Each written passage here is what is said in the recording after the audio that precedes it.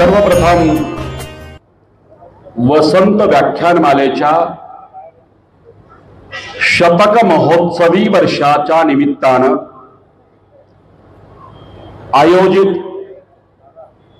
या पुष्पाला उपस्थित सर्व सुज्ञ श्रोते, व्याख्यानाचे आयोजक सन्माननीय श्रीकांतजी बेनी तांबे साहेब आणि त्यांची सर्व टीम, खरं म्हणजे 100 वर्ष सलग 99 वर्ष एकाच मैदानात साक्षात गंगेच्या साक्षीनं 99 वर्ष अखंडितपणे हा वाघ यात्रा, खरं म्हणजे 147 वर्ष जुनी ही व्याख्यानमाला आहे, परंतु सलग दरवर्षी 30 दिवस 1 मे ते 31 मे दरवर्षी 30 वक्ते सलग 99 वर्ष हा जगातला एक महाविक्रम आहे आणि म्हणून नाशिककर महाविक्रमच करत असतात. अशा एका व्यासपीठावर मी प्रबोधन करण्यासाठी उभा आहे, ज्या व्यासपीठावर दस्तुरखुद्द ज्यांनी ही व्याख्यानमाला सुरू केली, न्यायमूर्ती महादेव गोविंदजी रानडे, या 99 वर्षामध्ये एवढे महान विभूती इथं प्रबोधन करून गेलेत. सरदार वल्लभभाई पटेल, पंडित जवाहरलालजी नेहरू, महात्मा गांधी, स्वातंत्र्यवीर सावरकर इथपासून यशवंतराव चव्हाण आणि शिवसेना प्रमुख बाळासाहेब ठाकरेंपर्यंत या व्यासपीठावरती वेगवेगळ्या महान विभूतींनी आपलं व्याख्यान दिलंय. आणि या वर्षीच्या व्याख्यानमालेमध्ये 11 देशातील वेगवेगळ्या विषयातील तज्ञ, आणि म्हणून ही असामान्य गोष्ट आहे. या असामान्य आयोजनासाठी तमाम नाशिककरांचं मनपूर्वक मी कौतुक करतो, अभिनंदन करतो. आजचा विषय एका व्याख्यानाचा नाहीये. आज इथं जे जमलेत ना आणि लाईव्ह ऐकतायत, हे वेगवेगळ्या राज्यामधील वेगवेगळ्या देशांमध्ये. आज इथं मनापासून या सगळ्या टीमचं अभिनंदन करावं असं वाटतं. आज माझ्या समवेत आमच्या भगिनी डेप्युटी कमिशनर ऑफ पोलीस शर्मिष्ठाताई घारगे बालावलकर मातोश्रींसह उपस्थित आहेत. वसंतराव नगरकर आहेत, आयुर्वेदाचे राष्ट्रीय गुरु, ज्यांनी माझ्यासारख्या असंख्य लोकांना आयुर्वेदात उभं केलं, सन्माननीय डॉक्टर रामदासजी आव्हाड, खास जळगाववरून आलेले हेमकांत बाविस्कर, मुख्यमंत्री आरोग्य सहायता कक्ष, ज्यांनी महाराष्ट्रामध्ये खऱ्या अर्थानं सक्षमपणे चालवून दाखवला. गोरगरिबांना 2 लाख 5 लाख काही तासात मिळायचे एक असामान्य प्रशासन, शिवछत्रपतींचं प्रशासन ज्यांनी महाराष्ट्राला दाखवून दिलं, ते माझे धाकले बंधू ओमप्रकाश शेटे, इथं आवर्जून उपस्थित भागवतजी टेकाळे आमचे काका, त्यासोबत असंख्य, आज डॉक्टर चरखापासून ते असंख्य लोक आज इथं आलेत. नाशिककरांचा उदंड प्रतिसाद आहे. मी मनापासून तुम्हा सर्वांना मानाचा मुजरा करतो. आणि खास जागतिक ख्यातीचे शिल्पकार, चित्रकार, ज्यांच्या शिल्पावरती दस्तुरखुद्द APJ अब्दुल कलाम फिदा होते, ज्यांची शिल्प सचिन तेंडुलकरनी स्वतः बनवली आणि सचिन तेंडुलकरनी 3 दिवस प्रमोदजी कांबळेला घरी मुक्कामी बोलवलं, असा जागतिक ख्यातीचा चित्रकार, शिल्पकार माझे मित्र सन्माननीय प्रमोदजी कांबळे साहेब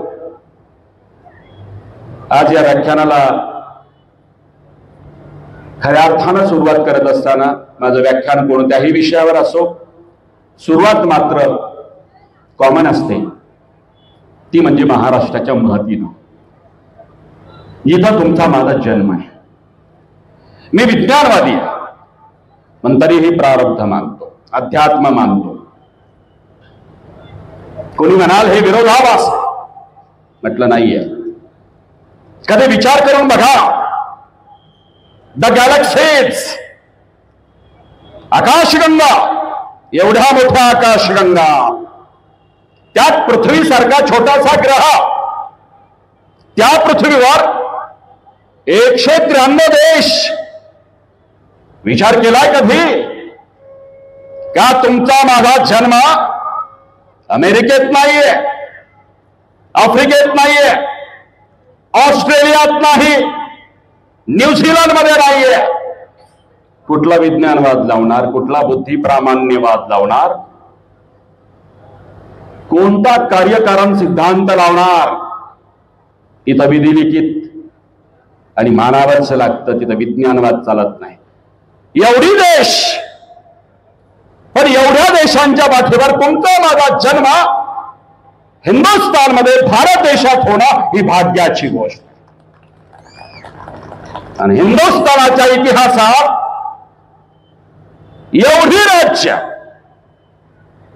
जन्म झारखंड बिहारमध्ये नाहीये, आसाम अरुणाचल मध्ये नाहीये. जन्मनियम त्याने घालून घालावा तो छत्रपतींच्या महाराष्ट्रात ही 7 जन्माची पुण्याई लागते. म्हणून तुम्ही आम्ही भाग्यवान आहोत, इथं जन्म आहे महाराष्ट्र. छाती अभिमानाने फुलून येते. 2017ला तमिळनाडूत 3 व्याख्यानं होती माझी. तिकडे हिंदी बोलत नाही, पण काही लोक हिंदी बोलायचा प्रयत्न करत होते आणि त्यांनी विचारलं की तुम्ही कुठून आलात, आप कहां से? मुखातनं एवढं उत्तर निघालं, महाराष्ट्र. अरे शब्द ऐकल्याबरोबर समोरच्याच्या चेहऱ्यावरती असे भाव होते, प्रसन्न भाव होते. आपली क्रेज काय आहे, महाराष्ट्र सोडून जा, मग कळतं तुम्हाला महाराष्ट्र काय मोठा इतिहास आहे.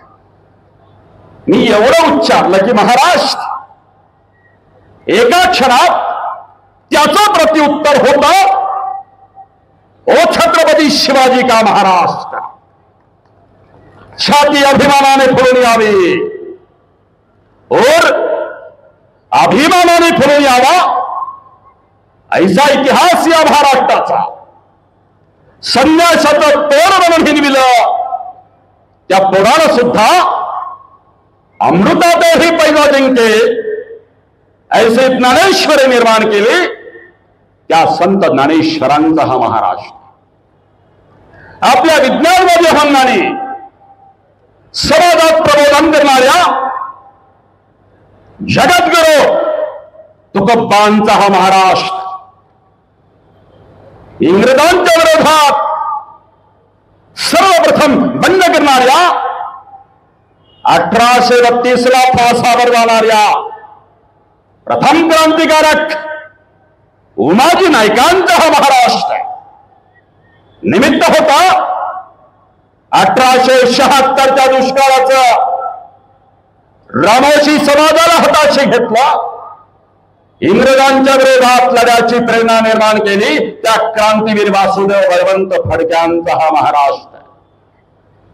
जगेल तर देशासाठी, मरेल तेही देशासाठी. हे व्रत आयुष्यभर जोपासून अजन्म ब्रह्मचारी राहून भारत मातेची सेवा करणाऱ्या वस्ताद लहुजी साळव्यांचा हा महाराष्ट्र. शिका, संघटित व्हा आणि संघर्ष करा, हा मूलमंत्र देणाऱ्या डॉक्टर बाबासाहेब आंबेडकरांचा हा महाराष्ट्र. स्त्रियांना शिक्षणाची द्वार खुली करणाऱ्या महात्मा ज्योतिराव आणि सावित्रीबाई फुलांचा हा महाराष्ट्र. महाराष्ट्र धर्म म्हणजे काय, हे छत्रपती शिवाजी महाराजांच्या नंतर उत्तर हिंदुस्थान भावेतून येणाऱ्या पुण्यश्लोक अहिल्यादेवी होळकरांचा हा महाराष्ट्र. भजनतीच, अध्यात्मतेच, पण ग्रामगीतेच्या द्वारे लोक प्रबोधन करणाऱ्या वंदनीय राष्ट्रसंत तुकडोजी महाराजांचा हा महाराष्ट्र. देव दगडात नाही, देव माणसात आहे. हे महाराष्ट्राच्या भूमीवरती जागोजागी जाऊन कीर्तन प्रवचनाच्या द्वारे, स्वच्छतेच्या द्वारे लोकप्रबोधन करणाऱ्या वंदनीय राष्ट्रसंत परमपूज्य गाडगे महाराजांचा हा महाराष्ट्र आहे. संयुक्त महाराष्ट्र झाला पाहिजे म्हणून गावावर जाऊन दफावर थाप मारून प्रबोधन करणाऱ्या लोकशाही रणभाऊ साठे आणि शाहीर अमर शेखांचा हा महाराष्ट्र. आणि लोक प्रबोधनातून, अध्यात्माच्या माध्यमातून व्यसनमुक्तीपर्यंत लोककार्य करणाऱ्या वंदनीय परमपूज्य भगवान बाबा आणि सेवालाल महाराजांचा हा महाराष्ट्र आहे. ज्या महापुरुषाच्या अगोदर आद्य समाज सुधारक अशी बिरुदावली लावली जाते, ज्या महापुरुषानं 12व्या शतकात पहिला आंतरजाती विवाह केला, ज्या महापुरुषानं अस्पृश्यतेचं निर्मूलन करण्याचा प्रयत्न केला, समतेचं बीजारोपण करण्याचा प्रयत्न केला, ज्या महापुरुषानं संसदेप्रमाणे लोकशाही रचना अनुभव मंडप नावाची स्थापन केली, आणि ज्या महापुरुषाचे 20 वर्ष आमच्या सोलापूर जिल्ह्यातील मंगळवेढा सारख्या ठिकाणी गेले, त्या समाज सुधारक महात्मा बसवेश्वरांचा हा महाराष्ट्र. मैं कोई राजा नहीं बल्कि छत्रपती का सेवक हो, असं उत्तरेत विनम्रपणे सांगणाऱ्या थोरल्या बाजीराव पेशव्यांचा हा महाराष्ट्र आहे. मराठा यमराजाला घाबरत नसतो, मराठा यमराजाला डोळे घालून बातचीत करतो, मृत्यूला घाबरत नाही. हे जगाच्या पाठीवर सर्वप्रथम दाखवून देणाऱ्या महास्वाभिमानी महामृत्युंजय छत्रपती संभाजी महाराजांचा हा महाराष्ट्र आहे. आणि बालसेवांचा आदर्श राजा शिवछत्रपती करणाऱ्या राजमाता राष्ट्रमाता जिजाऊ साहेबांचा हा महाराष्ट्र आहे. आणि म्हणून तरी आम्ही भाग्यवान आहोत, या मराठी मातीत तुमचा आमचा जन्म झाला. खरं म्हणजे श्रीकांतजींशी माझं जेव्हा जेव्हा बोलणं झालं, म्हटलं मला 14 तारीख नियंत्याने दिली आहे. बघा ना, 30 दिवस व्याख्यान आहेत. माझ्या वाट्याला 14 तारीख यावी. 14 तारखेला छत्रपती संभाजी महाराजांचा जन्मदिवस असावा, आणि या अशा वेगळ्या, खरं म्हणजे ही पर्वणी आहे. आणि म्हणून छत्रपती संभाजी महाराजांना आज खऱ्या अर्थानं न्याय देण्याचा प्रयत्न मी प्रामाणिकपणे करणार आहे. न्याय देण्याचा प्रयत्न यासाठी म्हणतोय, त्यांच्यावरती अन्याय खूप झाला, म्हणजे जिवंतपणी झाला, मरणानंतर पण झाला, आणि आजही चालू होता. आता कुठेतरी वास्तव संभाजी महाराज लोकांच्या समोर यायला लागले. आणि खरं म्हणजे ही व्याख्यानमाला ज्यांनी सुरू केली ना, त्यांचं मोठं योगदान आहे हे सांगण्यासाठी मी इथं आलोय. खरं म्हणजे संभाजी महाराजांची बदनामी कुठून सुरू झाली,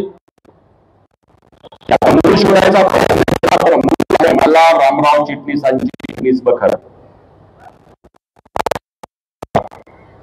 शिवाजी महाराजांच्या नंतर 100 वर्षानंतर लिहिल्या गेलेली, त्यात किती खरं आणि किती खोटं कधीही लक्षात ठेवा. एखादं चरित्र तुमच्या हयातीत एखाद्या चरित्रकाराने जिवंतपणे लिहिलं तर त्याची यथार्थता असते.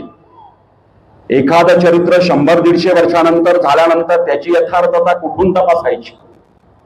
पण दुर्दैवाने मल्हार रामराव चिटणीसांची चिटणीस बखर पुढे अनेक चित्रपट कादंबऱ्यांसाठी ती संदर्भ ग्रंथ ठरली, आणि तिथंच चुकलं. आणि दुसरा इतिहासकार नाव होतं ग्रँड डफ. मी ग्रँड डफला फार नावं नाही ठेवणार, कारण इंग्रज आहे. He was the first historian of Maratha. किमान मराठ्यांचा इतिहास द हिस्ट्री ऑफ मराठा 1826 ला त्यांनी लिहिला. त्याचं मराठीकरण 1829 ला झालं. कॅप्टन केपिन डेव्हिड नावाच्या इंग्रजांनी मराठीकरण त्याचं केलं. आणि 19व्या शतकात आज संभाजी महाराजांचा इतिहास कॅप्टन केपिन डेव्हिडनी भाषांतरित केलेला, शाळांमधून शिकवला जाऊ लागला. जो ग्रँड डेफचा चुकीचा इतिहास होता आणि तो मराठी मनावरती बिंबवल्या जाऊ लागला. आणि दुर्दैवाने संभाजी महाराज दुर्वर्तनी होते, दुराचारी होते, स्पॅर होते, मद्यपी होते, अशा खोट्या गोष्टींचा भडीमार मेंदूमध्ये व्हायला लागला. तिथंच चुकलं. मी त्या प्रत्येक गोष्टींवरती येणार आहे आणि याला उत्तर देण्यासाठी पहिला माणूस तळमळला, ज्यांनी लेखणी हातात घेतली, ग्रँड डफच्या इतिहासाला खोडण्याचा प्रामाणिकपणे प्रयत्न केला, त्या महामानवाचं नाव होता न्यायमूर्ती महादेव गोविंदजी रानडे, ज्यांनी ही व्याख्यानमाला सुरू केली. आणि म्हणून ज्या व्यासपीठावरती मी बोलतो, संभाजी राजांना न्याय देण्याचा प्रयत्न तर त्या महापुरुषांनी केला. 1893 ला त्यांनी लेखमाला लिहायला घेतली, अनेक लेख लिहिले. 1893 पासून ते 1900 पर्यंत. आणि 1900 या 1900 वेळेस म्हणजे खरं तर 20वं शतक सुरू व्हायचं होतं. 1899 ला ते पूर्ण झालं आणि 1900 वर्षी हा सण होता. या साली महादेव गोविंदजी रानडे यांनी राईज ऑफ मराठा पॉवर हा ग्रँड डफला उत्तर देण्यासाठी लिहिलेला, मराठ्यांना न्याय देण्यासाठी पहिला प्रयत्न होता. म्हणून महादेव गोविंदजी रानडे यांच्या पावन पवित्र स्मृतीस मानाचा मुजरा कर. इथं सुरू झाले मराठी सत्तेचा उदय, राईज ऑफ मराठा पॉवर. आता बऱ्याच लोकांना असं वाटेल की पुन्हा मराठा शब्द आहे, राईज ऑफ मराठा पॉवर. मी माझ्या व्याख्यानामध्ये एक वेळा नाही, कित्येक वेळा मराठा शब्द वापरणार. कृपा करून हा शब्द जातीवाचक मानू नका. न्यायमूर्ती महादेव गोविंदजी रानडेंनी सुद्धा राईज ऑफ मराठा पॉवर जे लिहिलं, मी थोडी व्याख्या विस्तृत करणार. मराठा शब्द शिवछत्रपतींच्या काळात कधीही जातीवाचक नव्हता, तो समूहवाचकच होता. तुम्ही म्हणणार पुरावा द्या, मी पुरावाही देतो. एकच उदाहरण सांगतो. खरं तर या विषयावर स्वतंत्र व्याख्यान आहे, पण मी काही मिनिट मराठा शब्द म्हणजे न्यायमूर्ती महादेव गोविंद रानडेंनी लिहिलं ना, rise of Maratha power, Marathi सत्तेचा उदय. एक लक्षात घ्या, मराठा शब्द ज्या वेळेस आला ना, तो समूहवाचक म्हणून आला, जातीवाचक नाही. त्याचं उदाहरण देतो मी. अहमद शाह अब्दाली चाल करून येतोय, फक्त बातमी लागली. आजच्या सारखे टीव्ही चॅनल होते, वर्तमानपत्र नव्हते, लाईव्ह टेलिकास्ट नव्हता, GPS फेसबुक नव्हतं. पण त्या काळातल्या तुटपुंज्या साधनांनी इथपर्यंत बातमी पोहोचवली. अफगाणिस्तानच्या सीमेवरती अहमद शाह अब्दाली युद्धासाठी जमवाजमाव करतोय सामग्रीची. हत्ती, घोडे, तोफा, खजिना, प्रचंड सैन्य जमावलाय आणि तो भारत मातेच्या विरोधात, हिंदुस्थानच्या विरोधात एल्गार पुकारणार आहे. जशी बातमी लागली, वाळवंटामधील 4-2 नाव वजा जाता राजे रजवाडे वाळवंटात लपून बसले. पंजाब मधील 2 नाव वजा जाता सूरजमल जाट आणि अजून 2 नाव वजा जाता भयभीत झाले. मैसूर कर्नाटक प्रांत बाबत राजे रजवाडे भूमिगत झाले, भयभीत झाले, अस्वस्थ झाले. पण एक राज्य घाबरलं नाही, ते भयभीत झालं नाही, ते अस्वस्थ झालं नाही. त्या राज्याचं नाव होतं महाराष्ट्र. घराघरातले मराठे निघाले. आणि कोणी म्हणत असेल मराठ्यांचं पानिपत झालं, कोणी वाक्प्रचार वापरत असेल तर त्यांना यापुढे सुधारणा करून सांगा. आमचा पराभव भलेही झाला असेल, वी वेअर डिफिटेड टेक्निकली, परंतु खरं सांगू, दिनांक 14 जानेवारी 1761 संक्रांत, लाखोंची फौज विरुद्ध दिशेला अहमद शाह अब्दालीची फौज आणि विरुद्ध बाजूला मराठ्यांची फौज. खरं म्हणजे दुपारपर्यंत आम्ही जिंकत आलो होतो. दुर्दैव सदाशिवराव भाऊ पडले, विश्वासराव भाऊ पडले. इब्राहिम खान गार्जांनी लावलेला तोफांचा तो डावपेचात्मक भाग होता, तो आमच्याच माणसामुळे विस्कळीत झाला. आमचीच गोडीपाडी त्या तोफखान्यांच्या समोर आली. तोफा चालवायच्या कोणावरती? इब्राहिम खान गार्दी हतबल झाला. बघता बघता दुपारपर्यंत आमचं जे पारडं होता, अहमद शाह अब्दाली हारत आलेला होता. दुपारनंतर पारडं विरुद्ध दिशेला झुकलं आणि मराठ्यांचा तांत्रिक दृष्ट्या पराभव झाला. पण एक गोष्ट ध्यानात ठेवा, जो जिंकला तो जिंकूनही हरला होता आणि मराठे हरूनही जिंकले होते. तुम्ही म्हणणार पुरावा काय? देतो ना. तो अहमद शाह अब्दाली त्यांच्या देशात गेला. जसं एखादा जिंकलेला आमदार खासदार पत्रकार परिषद घेतो, कसा जिंकलो विश्लेषण करण्यासाठी, तसा हा अहमद शाह अब्दाली त्यांच्या देशात गेला आणि विद्वत्ता असलेल्या लोकांच्या समोर तो सांगतोय पानिपताचं युद्ध नीट ध्यानात करून ठेवा. तो काय म्हणतोय हे ध्यानात घ्या. तो बोलला, जसं आपल्याकडे महाभारत नावाचं महाकाव्य आहे आणि या महाकाव्यामध्ये अर्जुन आणि श्रीकृष्णाची जोडी आहे, तसं त्या अफगाणिस्तानमध्ये महाकाव्य आहे आणि तिथे एक जोडी आहे. त्या जोडीचं नाव आहे रुस्तुम आणि इस्पिंदार. तो अहमद शाह अब्दाली त्यांच्या देशातील विद्वान लोकांच्या समोर काय बोलतोय हे प्रत्येकाने ध्यानात ठेवा. तो काय बोलला त्याचा सारांश मी सांगतो. तो बोलला, त्या दिवशी म्हणजे दिनांक 14 जानेवारी 1761 ला पानिपताच्या मैदानावरती दक्षिण्यांनी म्हणजे मराठ्यांनी मजबूत छावणी केली होती. त्यांनी आमच्यावरती निकराने पुन्हा पुन्हा हल्ले केले. त्या दिवशी रणांगणावरती रुस्तुम आणि इस्पिंदारची जोडी असती तर मराठ्यांचा महापराक्रम बघून आश्चर्याने तोंडात बोटे चावून दाबली असती. मराठ्यांसारखी लढण्याची खुमखुमी आणि युद्धाची लालसा जगात इतरांकडून दिसणे अथवा होणे अशक्य. It's international evaluation of the Maratha. अरे आमचा महाशत्रू मराठी कसे लढले त्यांच्या देशात जाऊन सांगतो. त्यामुळे मनात कोरून ठेवा, भलेही आम्ही तांत्रिक दृष्ट्या हारलो असो, पण मराठ्यांचा तांडव ऐसा झाला की त्यानंतर हिंदुस्थानकडे, भारत मातेकडे वाकड्या नजरेने बघण्याची हिंमत कोणाची झाली नाही. इथंच मराठ्यांच्या महापराक्रमाची महागाथा आहे. मराठा लढला कसा? आता पुन्हा विश्लेषण करून सांगतो. इथे शब्द ध्यानात घ्या. कुठे महाराष्ट्र, कुठे पानिपत. मी नेहमी म्हणत असतो, अफगाणिस्तान मधून तो आला अहमद शाह अब्दाली.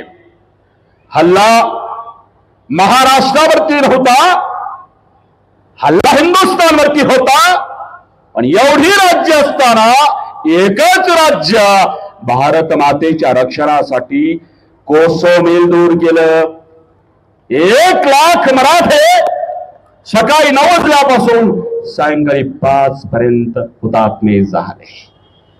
ज्याला तुम्ही महाविध्वंसकारी हल्ला म्हणता ना, दिनांक 6 ऑगस्ट 1945 आणि 9 ऑगस्ट 1945 अमेरिकेने जपानवरती टाकलेला, हिरोशिमा आणि नागासाकीवरती टाकलेला अणुबॉम्ब, त्या अणुबॉम्बमध्ये 1 लाख लोक मरायला 3 दिवस लागली. इथं मराठे भारत मातेचं रक्षण करत असताना एका दिवसात 1 लाख बांगडे फुटले. आणि म्हणून तुमचे आमचे बाप जादे भारत मातेच्या रक्षणासाठी लढलेत. हे विसरून चालणार नाही. घराघरातनं मराठे निघाले. मल्हारराव होळकरांसारखी धनगर आहेत, सदाशिवराव भाऊ विश्वासराव भाऊ सारखे ब्राह्मण आहेत, जन्माने आणि जातीला बहुसंख्य असणारे मराठा आहेतच आहेत. पण या सर्वांच्या बरोबर भारत मातेचं रक्षण करण्यासाठी निघालेले तुमचे आमचे बापजादे तेली होते, माळी होते, साळी होते, कोळी होते, बंजारा होते, वंजारी होते, ढोर होते, महार होते, चांबार होते, मांग होते, गारुडी होते, सुतार होते, लोहार होते, कुंभार होते, वारली होते, कोरकू होते, गोंड होते, भिल्ल होते. अरे 18 पगड जातीचा माणूस तिथं लढला, तो पडला, तो मराठा म्हणून पडला हे सांगण्यासाठी मी इथं आलोय. त्यामुळे मराठा हा शब्द पुन्हा पुन्हा आला तरी कृपा करून जातीवाचक शब्द समजू नका. तो समूहवाचकच शब्द आहे आणि म्हणून या शब्दाची व्याप्ती तुम्हाला कळली पाहिजे. रोज आम्ही जनगण मन म्हणतच असतो. कधी याद करा ना, जनगण मन अधिनायक जय. बघा काय म्हटलंय. ज्यांनी निर्माण केलं राष्ट्रगीत त्यांना माहिती आहे सगळ्या राज्यांचं नाव आणि महाराष्ट्राचं नाव महाराष्ट्र आहे हेही माहिती आहे. परंतु बघा ठरवून जनगण मन अधिनायक जय है भारत भाग्य विधाता. पंजाब सिंध गुजरात मराठा. पंजाबला पंजाब म्हटलं, गुजरातला गुजरात म्हटलं, Punjab Sindh Gujarat Maratha. Maratha is equal to Maharashtra and Maharashtra is equal to Maratha. एका राज्याचा समानार्थी शब्द वापरावा यापेक्षा कोणता पुरावा पाहिजे. मराठा शब्द जातीयवाचक नाहीच आहे, तो समूहवाचक शब्द आहे. त्यामुळं कृपा करून ह्या गोष्टीवरही उलगडा होणं गरजेचं होतं. राईज ऑफ मराठा पॉवर या शब्दातल्याही अन्वयार्थाला तुमच्या समोर सांगणं गरजेचं होतं. कारण महाराष्ट्रामध्ये जाती जातीमध्ये वाढत असलेले वाद आणि या पार्श्वभूमीवरती या व्याख्याही लोकांना कळाव्यात हा माझा प्रामाणिकपणे प्रयत्न आहे. आज आपण शंभू राजांच्या बद्दल थोडं जास्तीचं जाणून घेऊया.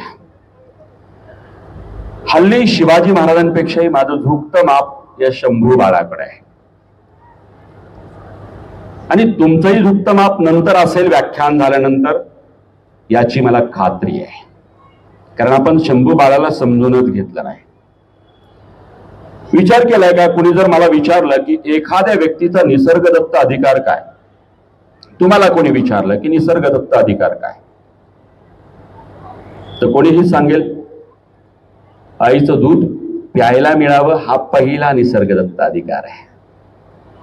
कोणाचाही असो, त्यात गरीब श्रीमंत जात धर्म पंथ प्रांत कुठलाही भेदभाव नाहीये. पण शंभू बाळाच्या नशिबात आईचं दूधही मिळालं नाही हो त्या लेकराला. दिनांक 14 मे आजचाच दिवस 1657 किल्ले पुरंदर जन्म झाला. आनंद सह्याद्रीला झाला, आनंद भोसले कुटुंबाला झाला, आनंद या महाराष्ट्राला झाला, छत्रपतींना पुत्र झाला, युवराज झाला, महाराष्ट्र आनंदित झाला. सईबाईंच्या पोटी जन्म झाला. काही दिवसानंतर आऊंच्या लक्षात आलं शंभू बाळ टाहो पडतोय, रडतोय, भूक भागत नाही लेकराची. राजवैद्याकडनं सईबाई साहेबांची तपासणी केली. प्रसूतीनंतर आलेलं क्षीणत्व आणि क्षयरोग सईबाई साहेबांना जडला. राजवैद्यांनी सांगितलं क्षयरोग मातेला असताना पुत्राला दूध पाजणं योग्य नाहीये. क्षयरोगामध्ये धातू क्षय होतो, त्यात त्या मातेने स्तनपान त्या बाळाला करणं धोक्याचं आहे. आणि मग शोधाशोध सुरू झाली. दूध आईची शोधाशोध. शोध थांबला जेव्हा कळलं की शंभू बाळाला दूध पाजायचं आहे. सईबाई साहेबांना अशी अडचण आहे. तुम्ही कधी पुण्यावरनं साताऱ्याकडे जात असताना कापूर होळ नावाचं गाव आहे, त्या कापूरहोळ गावातून धाराव गारे नावाची माता या शंभू बाळाची दूध आई बनली आणि ती रोज त्या शंभू बाळाला दूध पाजायला लागली. अन्याय लेकरावरती कुठून सुरू झाला, कोणी केला? कधी नियतीनं केला, तर कधी अवतीभवतीच्या माणसाने केला, कधी कादंबरीकाराने केला, तर कधी लेखणी चालवणाऱ्याने केला, तर कधी दस्तूर खुद्द परमेश्वराने केला. नाही, निसर्गदत्त अधिकार जो दूध प्यावं मातेचं तोही नाही मिळाला हो. पण त्याच्याही पलीकडे मातृसुखही हरवलं लेकराने. अफजल खानाचं संकट आला होता. एप्रिल 1659 खान चालून आला आणि महाराजांच्या लक्षात आलं आता किल्ले राजगडावरती थांबणं जिकिरीच आहे, जोखमीच आहे, धोक्याच आहे. आणि महाराजांनी एक निर्णय घेतला. तो निर्णय होता किल्ले राजगड सोडून प्रतापगड जाण्याचा. दिनांक होता 13 जून 1659. दो पाऊस कोसळतोय आणि महाराजांच्या लक्षात आलं की आता आपण प्रतापगडाकडे जावं. कदाचित अफजल खानाशी युद्ध झालं तर जावळीचं खोरं घनदाट जंगलाने व्यापलेलं आहे, तिथं लढाई सोपी जाईल, त्याला मारणं सोपं जाईल. आणि म्हणून महाराजांनी निर्णय घेतला किल्ले राजगड सोडायचा. विचार करा, आऊसाहेबांचं दर्शन घेतलं. दर्शन घेऊन महाराज निघालेत लाडक्या राणीसाहेबांचं निरोप घ्यायला. जेव्हा आऊसाहेबांचं दर्शन घेऊन उठत असताना पाणावलेल्या डोळ्यांची आऊ दिसल्यानंतर काय कालवाकालव झाली असेल. शेवटी ती राजमाता आहे, पण वात्सल्य उफाळून आलं असेल. ते चित्र याद आलं. तोच कपटी अफजल खान चाल करून आला, ज्या अफजल खानाने दिनांक 25 जुलै 1648 ला महाबली शहाजी राजांना बेड्या ठोकून गाफील अवस्थेमध्ये कर्नाटकातून विजापुरात आणलं. तोच कपटी अफजल खान, तोच कपटी अफजल खान ज्यांनी माझा थोरला पुत्र कनकगिरीच्या वेढ्यात संभा, जसं जिजाऊंच्या थोरल्या पुत्राचं नाव संभाजी आहे, तेच नाव शिवाजी महाराजांनी आपल्या पुत्राचं ठेवलंय. 9 वर्ष मोठा आहे, पण तो अफजल खानाच्या कपटामुळं कनकगिरीच्या वेड्यात ठार झालेला आहे. मुद्दाम अफजल खानांनी ठार करवलाय. तो याद आला प्रसंग. थोरला पुत्र या कपटी अफजल खानाने गिळला आणि एकुलता एक लेओक श्रीबाचा घास घ्यायला हा आलाय. पाणावलेल्या डोळ्याने आशीर्वाद. महाराज निघालेत, अंतपुरामध्ये पोहोचलेत. बालेकिल्ल्यामध्ये लाडक्या राणीसाहेबांचं शेवटचं निरोप प्रसंग. तो विचार करा, तर राजगड आणि अनुभवलेला तो प्रसंग आहे. राजगड अनुभवतोय जसं अंतपुरामध्ये महाराजांचं आगमन झालं. उठून उभं राहण्याचाही त्राण नाही, बसण्याचं त्राण नाही, पण खोकत असताना सईबाई साहेब उठण्याचा प्रयत्न करतायत. नाही मंदावत चालली, ज्वर उतरत नाही, ताप उतरत नाही, भूक मंदावत चालली, वजन उतरत चाललंय. राजवैद्यांच्या उपचाराला सईबाई साहेब प्रतिसाद देत नाहीत आणि सईबाई साहेबांच्या प्रकृतीबद्दल राजवैद्यांनी सांगितलं किती तास किती दिवसाच्या सोबतीये सांगता येत नाही. कल्पनाचित्र डोळ्यासमोर उभं करा. अशा राजवैद्यांच्या इशाऱ्यानंतर शिवछत्रपती लाडक्या राणीसाहेबांचा निरोप घ्यायला चाललेत. जेव्हा खोकत उठण्यासाठी सईबाई साहेब शिवाजी राजांचं आगमन अंतपुरात झाल्यानंतर उठण्याचा प्रयत्न करतायत. कल्पना डोळ्यासमोर उभं करा. कोणत्या शब्दामध्ये शिवाजी राजांनी निरोप घेतला असेल? डोळ्याची भाषा डोळ्याला कळली असेल, प्रेमाची भाषा प्रेमाला कळली असेल. निशब्द पती पत्नीमध्ये तो संवाद किल्ले राजगडाने अनुभवला असेल.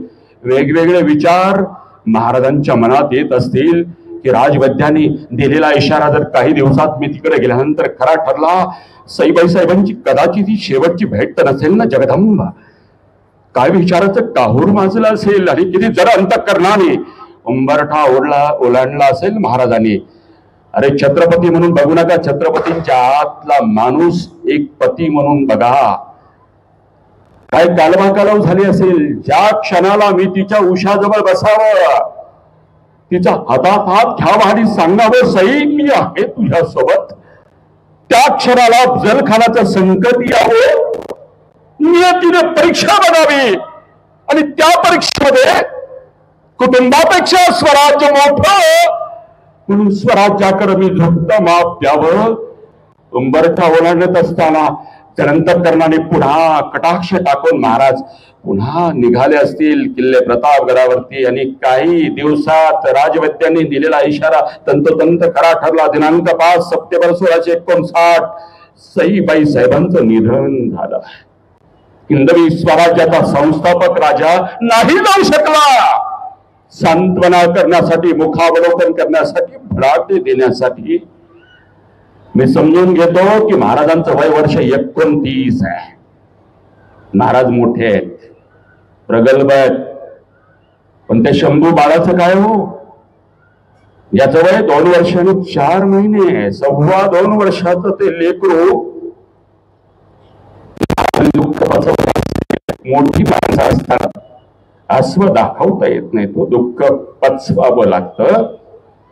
पण त्या शंभू बाळांची काय अवस्था झाली असेल हो? 6 सप्टेंबरला दुसऱ्या दिवशी त्याचं कर्तव्य आहे का? तो शंभू बाळ रोजच्या प्रमाणे दुरुदुरू धावत त्यांतपुरामध्ये गेला असेल आणि तो रिकामा बिछाना बघून त्याची आशाभूत नजर पुन्हा या प्रसादातून त्या प्रसादात, या खोलीमधून त्या खोलीमध्ये भिरभिरती आशाभूत नजर आपल्या आईला शोधत असेल. आणि या शोधात लगबगीने जाणाऱ्या जिजाऊ दिसल्याबरोबर हा 2.25 वर्षाचा शंभू बाळ दुरुदुरू धावत चिमुकल्या हातानं पदर ओढून विचारतोय, औ कुठे माझी सई, कुठे माझी आई? आणि अशा प्रसंगामध्ये त्या आऊनी त्या लेकराला कवटाळलं, कुरवाळलं, डोईवरनं हात फिरवले आणि त्याची सांत्वना करण्याचा प्रसंगावरती ओढावला. सांगते तुझी आई देवाघरी गेली आहे. विचार करा त्या आऊसाहेबांवरती काय बितत असेल हो. ज्या मांडीवरती शिवछत्रपती घडवले त्याच मांडीवरती शंभू बाळाला रामायण महाभारताच्या कथा सांगून पुन्हा संगोपन आणि संस्कार करण्याचं अगदी दिव्य नियतीनं दिलं. ते लिलया पेललं हो. जिजाऊ साहेब विषय मी नेहमी म्हणत असतो, एखादी स्त्री उत्तम कन्या असू शकते, लखुजी राजे जाधवांची कन्या. एखादी स्त्री आदर्श पत्नी असते, शहाजी राजे महाबली शहाजी. एखादी स्त्री उत्तम माता असते, शिवाजी राजांची माता. एखादी स्त्री आदर्श आजी असू शकते, शंभू बाळाची आजी. कन्या, पत्नी, माता आणि आजी या 4ही भूमिका हिंदुस्थानाच्या इतिहासामध्ये सक्षमपणे कोणी निभावल्या असतील, एकच नाव येतं, राजमाता जिजाऊ साहेब. एकच नाव. शंभू बाळावरचा अन्याय कुठपर्यंत आहे? ज्या वयात आई करायला लागली त्या वयात आई देवाने हिरावून गेली. म्हणजे अन्यायाची मालिका कशी कशी चालली आहे हो. ज्या वयात मैदानी खेळ खेळायचे, व्यायामशाळेत जाऊन व्यायाम करायचा, त्या वयामध्ये मिर्झा राजे जयसिंग आणि दिलेर खानाच्या बरोबर झालेला करार, तो इतिहास प्रसिद्ध करार, दिनांक 13 जून 1665 पुरंदरचा तह झाला. सर्वस्व हरलेत महाराज. 23 किल्ले द्यावे लागले. 4 लाख होल महसुली उत्पन्नाचा मुलूक मोगलाला द्यावा लागला. उरलं काय? महसूल नसेल तर राज्य चालत नाही. एवढंच नाही, हा जगातला पहिला राजा आहे जो पोटचा 9 वर्षाचा गोळा शंभू बाळ दिलेर खानाच्या मोगली छावणीत जामीन आणि तारण म्हणून ठेवला. जगातला पहिला राजा. हे केवळ तुमच्या आमच्यासाठी केलं हो. विचार करा, 9 वर्ष वयाच्या शंभू बाळाची अवस्था काय असेल? याच्या मानसिकतेचा कधी कोणी विचार करणार आहे की नाही? 9व्या वर्षी जिथं खेळ खेळायचे तिथं हा जामीन म्हणून मिर्झा राजे जयसिंग आणि दिलेर खानाच्या शत्रूच्या छावणीत तारण म्हणून लेकरू. आणि या लेकराला त्याच तहाच्या अंतर्गत जावं लागलं आग्र्याला शिवाजी महाराजांच्या बरोबर. दिनांक 5 मार्च 1666 महाराजांनी किल्ले राजगड सोडलाय. पुण्याला आलेत महाराज. 5 मार्च 1666 राजगड सोडला. मजल करत शंभू बाळाच्या बरोबर 400 निवडक सैनिक. एखादा राजा जावा हत्तीपासून सगळा थाट राजाने जसं जावं त्या पद्धतीनं महाराज खऱ्या राजगडावर निघाले आग्र्यापर्यंत. दिनांक 11 मे 1666 आग्र्याच्या अगोदर मुलुकचंद सराई नावाचं गाव आहे, तिथं मुक्कामी आहे. दुसरा दिवस दिनांक 12 मे 1666 औरंग्याचा 50वा वाढदिवस सालगिरा आग्र्यामध्ये. देश विदेशातील राजे रजवाडे तिथं जमले. इंग्रज आहेत, डच आहेत, पोर्तुगीज आहेत, फ्रेंच आहेत. सगळ्यांच्या समोर औरंगजेब 50वी सालगिरा आहे आणि इथे पिता पुत्रांचं आगमन झालं. तो प्रसंग तुम्हाला माहिती आहे, इतिहास प्रसिद्ध प्रसंग. मुद्दाम महाराजांचा अपमान करण्याची श्रंखला औरंगजेबाने हेतू पुरस्पर करवली आणि जेव्हा महाराजांना असं वाटत होतं की राजाप्रमाणे पहिल्या रांगेमध्ये मला सन्मानाने बसावं आणि त्यावेळेस 5व्या रांगेमध्ये जोधपूर महाराजा जसवंत सिंगाच्या पाठीमागं महाराजाला जसं उभं केलं तसा स्वाभिमान दिवसल्यानंतर मराठा आक्रमक कसा होतो ते हिंदुस्थानाच्या इतिहासात नाही, जगाच्या इतिहासामध्ये पहिल्यांदा कोणी अनुभवलं असेल तर तो आग्रा दरबार. आणि औरंग्याच्या इतिहासात त्याच्या उभ्या आयुष्यामध्ये एवढा अपमान कुणी केला असेल एकच नाव घ्यावं लागतं, तो ढाण्या वाघ छत्रपती शिवाजी महाराज. सोपं का? राज्य त्याचं, मुलूक त्याचा, राजधानी त्याची, वाढदिवस त्याचा. त्याच्या दरबारात अलिखित नियम असा होता की कोणीही मान वर करायची नाही. डोळ्यात डोळे घालणं तर लांब आहे, हात असे बांधायचे आणि अशी मान. हा अलिखित शिरस्ता. म्हणजे शॉल सुद्धा पांघरायची बंदी. शस्त्र तर लांबची गोष्ट आहे. जसं आज झेड प्रोटोकॉल वगैरे असतो ना, तुम्हाला पोलीस तसेच सगळं विमानतळावरती असतो त्या पद्धतीनं. विचार करा, या सगळ्या प्रोटोकॉलमध्ये, तत्कालीन प्रोटोकॉलमध्ये बोलायचं असेल तर हळू आवाजात त्यांच्या नौकराच्या कानात सांगायचं आणि मग तो औरंगजेबाला जाऊन सांगणार. मोठ्या आवाजात बोलायची बंदी. चित्र डोळ्यासमोर उभं करा. प्रत्येक मोठमोठे राजे रजवाडे हात असे बांधून माना खाली घालून बसलेले असताना 5व्या रांगेमध्ये महाराजांचा अपमान झाल्यानंतर भर दरबारात शिवछत्रपती गरजले, एक वेळा मी मत पत्करू पण अपमान नाही. आणि हे दृश्य बघतोय 9 वर्षाचा शंभू बाळ. मी कल्पना चित्र करतो, आपल्या वडिलांकडे तो असा बघत असेल, काय वाटलं असेल त्याला, काय डेअरिंग आहे आबासाहेबांची, काय हिंमत आहे.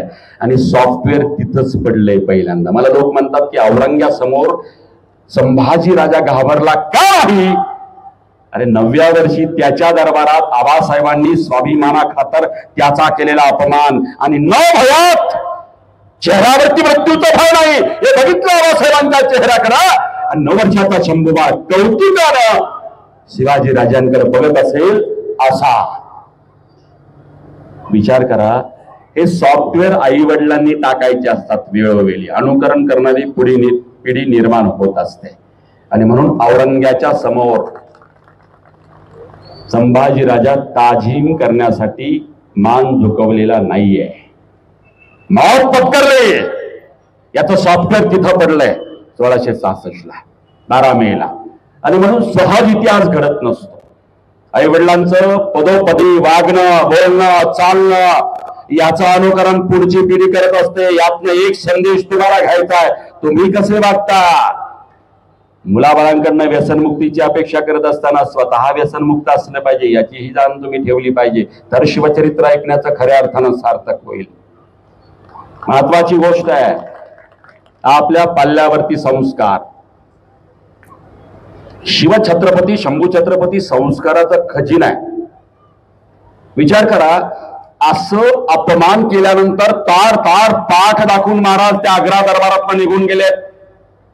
औरंगजेबाच्या उभ्या आयुष्यामध्ये एवढा अपमान कोणीच केला आहे, ते पण सर्वांसमोर त्याच्या वाढदिवशी. आणि परिणिती झाली ते म्हणजे महाराजांची कैद आणि शंभूराजाची नजर कैद. शिवाजी राजांना पोलाद खानाच्या पहाऱ्यामध्ये कैद झाली. आणि इथं मात्र ती कैद दिनांक 12 मे 1666 ते 17 ऑगस्ट 1666 म्हणजे जवळपास 3 महिने शंभूबाळावरती संस्कार. विचार करा, आपला पिता आणि आपण परमुलुखामध्ये औरंग्यासारख्या विश्वासघातकी शत्रूच्या कैदेत आहोत, जिथं सुटण्याची दुसरीही शक्यता नाही, परंतु मृत्यू होऊ शकतो याची खात्री आहे. अशा वातावरणामध्ये तिथल्या राजकारणाचा अभ्यास शंभू बाळ करतायत. तशी त्यांना नजर कैद होती, त्यांना असं कोठडी नव्हती. शंभू बाळ ये जा करू शकत होते आग्र्यामध्ये, पण निरीक्षण किती जबरदस्त आहे. काय निरीक्षण आहे? बहिर्जी नाईकांच्या समवेत शंभू बाळ सगळ्या आग्र्यामध्ये फिरतायत, पुन्हा जातायत. 9व्या वर्षी कौरव आहे, आंतरराष्ट्रीय राजकारण, देश पातळीवरच्या राजकारणाशी पहिला संबंध आला. रीतिरिवाज काय असतात, डिप्लोमसी काय, प्रोटोकॉल काय, इथपासून ते परमुलुखामध्ये शत्रूच्या गोटात कशा पद्धतीनं कटकारस्थान शिरतात. तुमच्या लक्षात घ्या किती सॉफ्टवेअर पडतायत. मी मुद्दाम इंग्लिश शब्द वापरतोय कारण आज तरुणांची आणि मुलांची गर्दी आहे. तिथे फार प्राचीन बकरीतला शब्द नाही वापरणार मी, त्यांना समजेल हा शब्द वापरतोय. कारण मला शिवचरित्र प्रत्येकाच्या हृदयापर्यंत पोच करायचे, लहान बालकापासून ते वृद्धांपर्यंत, आणि प्रत्येकाच्या आयुष्यामध्ये आचरण करते घडवायचे. हाच माझा खऱ्या अर्थानं दृष्टिकोन आहे. विचार करा, जेव्हा बहिर्जी नाईक जाधवांनी बातमी आणली, ती बातमी होती महाराजांची हत्या दिनांक 18 ऑगस्टला होणार होती, आणि आदल्या दिवशी 17 ऑगस्ट 1666 महाराज तिथून पसार झाले. जेदे शकावलीमध्ये पेटारियात बसून आग्र्यावरनी पळवून आले. पेटाऱ्यात बसून वेगवेगळे त्याचे कन्सेप्ट आहेत, पण आज त्या विषयावर मी बोलणार नाही. पण मला शंभू बाळाच्या निगडीतच आज माझं वक्तृत्व जे आहे, वक्तव्य जे कथन आहे, शंभू बाळ आणि शिवराय. विचार करा, जवळपास 3 महिन्याची कैद, तिथून 2 जण निसटलेत, दक्षिणेत यावेत, पण महाराज मुद्दाम दिशाभूल शत्रूची करण्यासाठी उत्तरेकडे म्हणजे मथुरेला गेले. साधू बैराग्यांच्या पेहरावर सुद्धा साधू. विचार करा, मोरपंत पिंगळ्यांचे मेहुणे आहेत, काशीपंत, विसाजी पंत आणि कृष्णाजी पंत. हे त्रिमल बंधू आहेत, त्रिवर्ग आहेत, 3 बंधू आहेत. मोरपंत पिंगळ्यांचे मेहुणे आहेत. त्यांच्या घरी शंभू बाळाला ठेवण्याचं बहिर्जी नाईक आणि प्रल्हाद निराजींनी ठरवलंय. आता शंभू बाळाच्या बालमानसिकतेचा वेध घ्या. केवळ हिस्टोरियन म्हणून शिवचरित्र मांडत नाहीये. Being a MD in Ayurveda, psychoanalytical study of Shambhu Bal at the age of 9, at the age of 2.5 years. What was the level of dopamine and serotonin in his brain? What was the psychological condition? What was the crisis? मी वेगवेगळ्या पद्धतीनं शंभू बाळ अभ्यासलेत.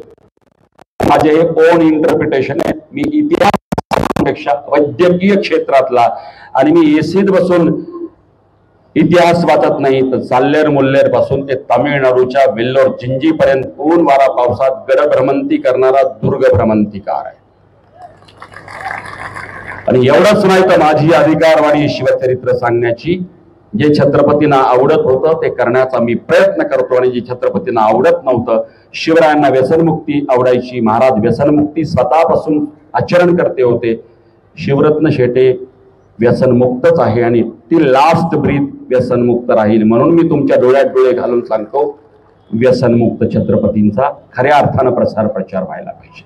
मी आचरण करताय, माझं पाठांतर नाहीये, मी इथून बोलतो, माझं पाठांतर कधीच नाहीये. मी फिरलोय, भूभाग फिरलोय. विचार करा, त्या मथुरेमध्ये जात असताना, आग्र्यातला सुटका होत असताना, शंभू बाळाची मानसिकता काय असेल, त्याला याद आली असेल आऊंची. 2.25 वर्षाची असताना तर सईबाई साहेब गेली. आज आई आणि आजी एकच आहे, ती म्हणजे राजमाता जिजाऊ साहेब. ते 9 वर्षाचं लेकरू आहे, परमुलुखामध्ये 100 दिवस राहिलंय. शेवटी आजच्या भाषेत सांगायचं तर होम सिक असतं आपलं. विद्यार्थी 12वीला जरी मुलगा इंजिनिअरिंग मेडिकलला ठेवला तर ते 2 महिन्यात घरी येतं. होम सिक असतात. आईच्या वडिलांच्या पंखाखाली राहिलेली पोरं जेव्हा बाहेर जातात तेव्हा कासावीस होतात. का बरं शंभू बाळ कासावीस झाला नसेल का? तो युवराज झाला म्हणून काय झाला? शेवटी माणूस आहे ना. 100 दिवस तिथं राहिल्यानंतर तो कासावीस आहे. कधी मी आऊंच्या मांडीवरती जाऊन बसेल,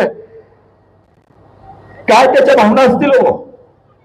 सुटका झाल्यानंतर आता काही दिवसात औच्या मांडीवरती जाऊन बसेल. खूप खूप खूप बोलायचं औची.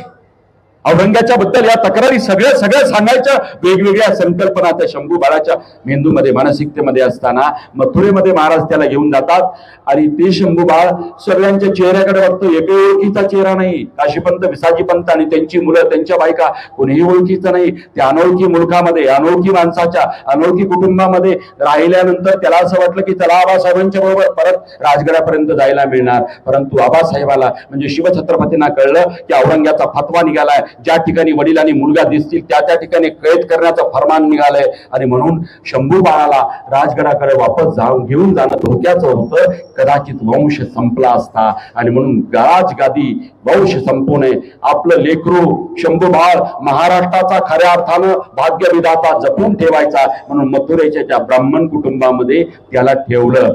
सोपं का? कल्पनाचित्र डोळ्यासमोर उभं करा. जेव्हा तो स्वप्न रंगवतोय की आऊसाहेबांची भेट मी कधी राजगडावरती जाऊन घेईल, या स्वप्नामध्ये त्याचा स्वप्न भंग होतो त्या लेकराचा आणि आबासाहेब सांगतात की मी एकटाच चाललोय. त्यावेळेस त्याचा चेहरा कसा पडला असेल त्या लेकराचा, किती लेकरू हिरमुसलं असेल. आणि आबासाहेब त्या काशी पंत, विसाजी पंत यांच्या उंबरठ्यातनं ओलांडत असताना, त्यांचं मथुरेतलं घर ओलांडत असताना त्या शंभू बाळानं पळत पळत येऊन मिठी मारली असेल, आबासाहेब आम्हा सोडून जाऊ नका. आणि पिता आतला जागा झाला असेल.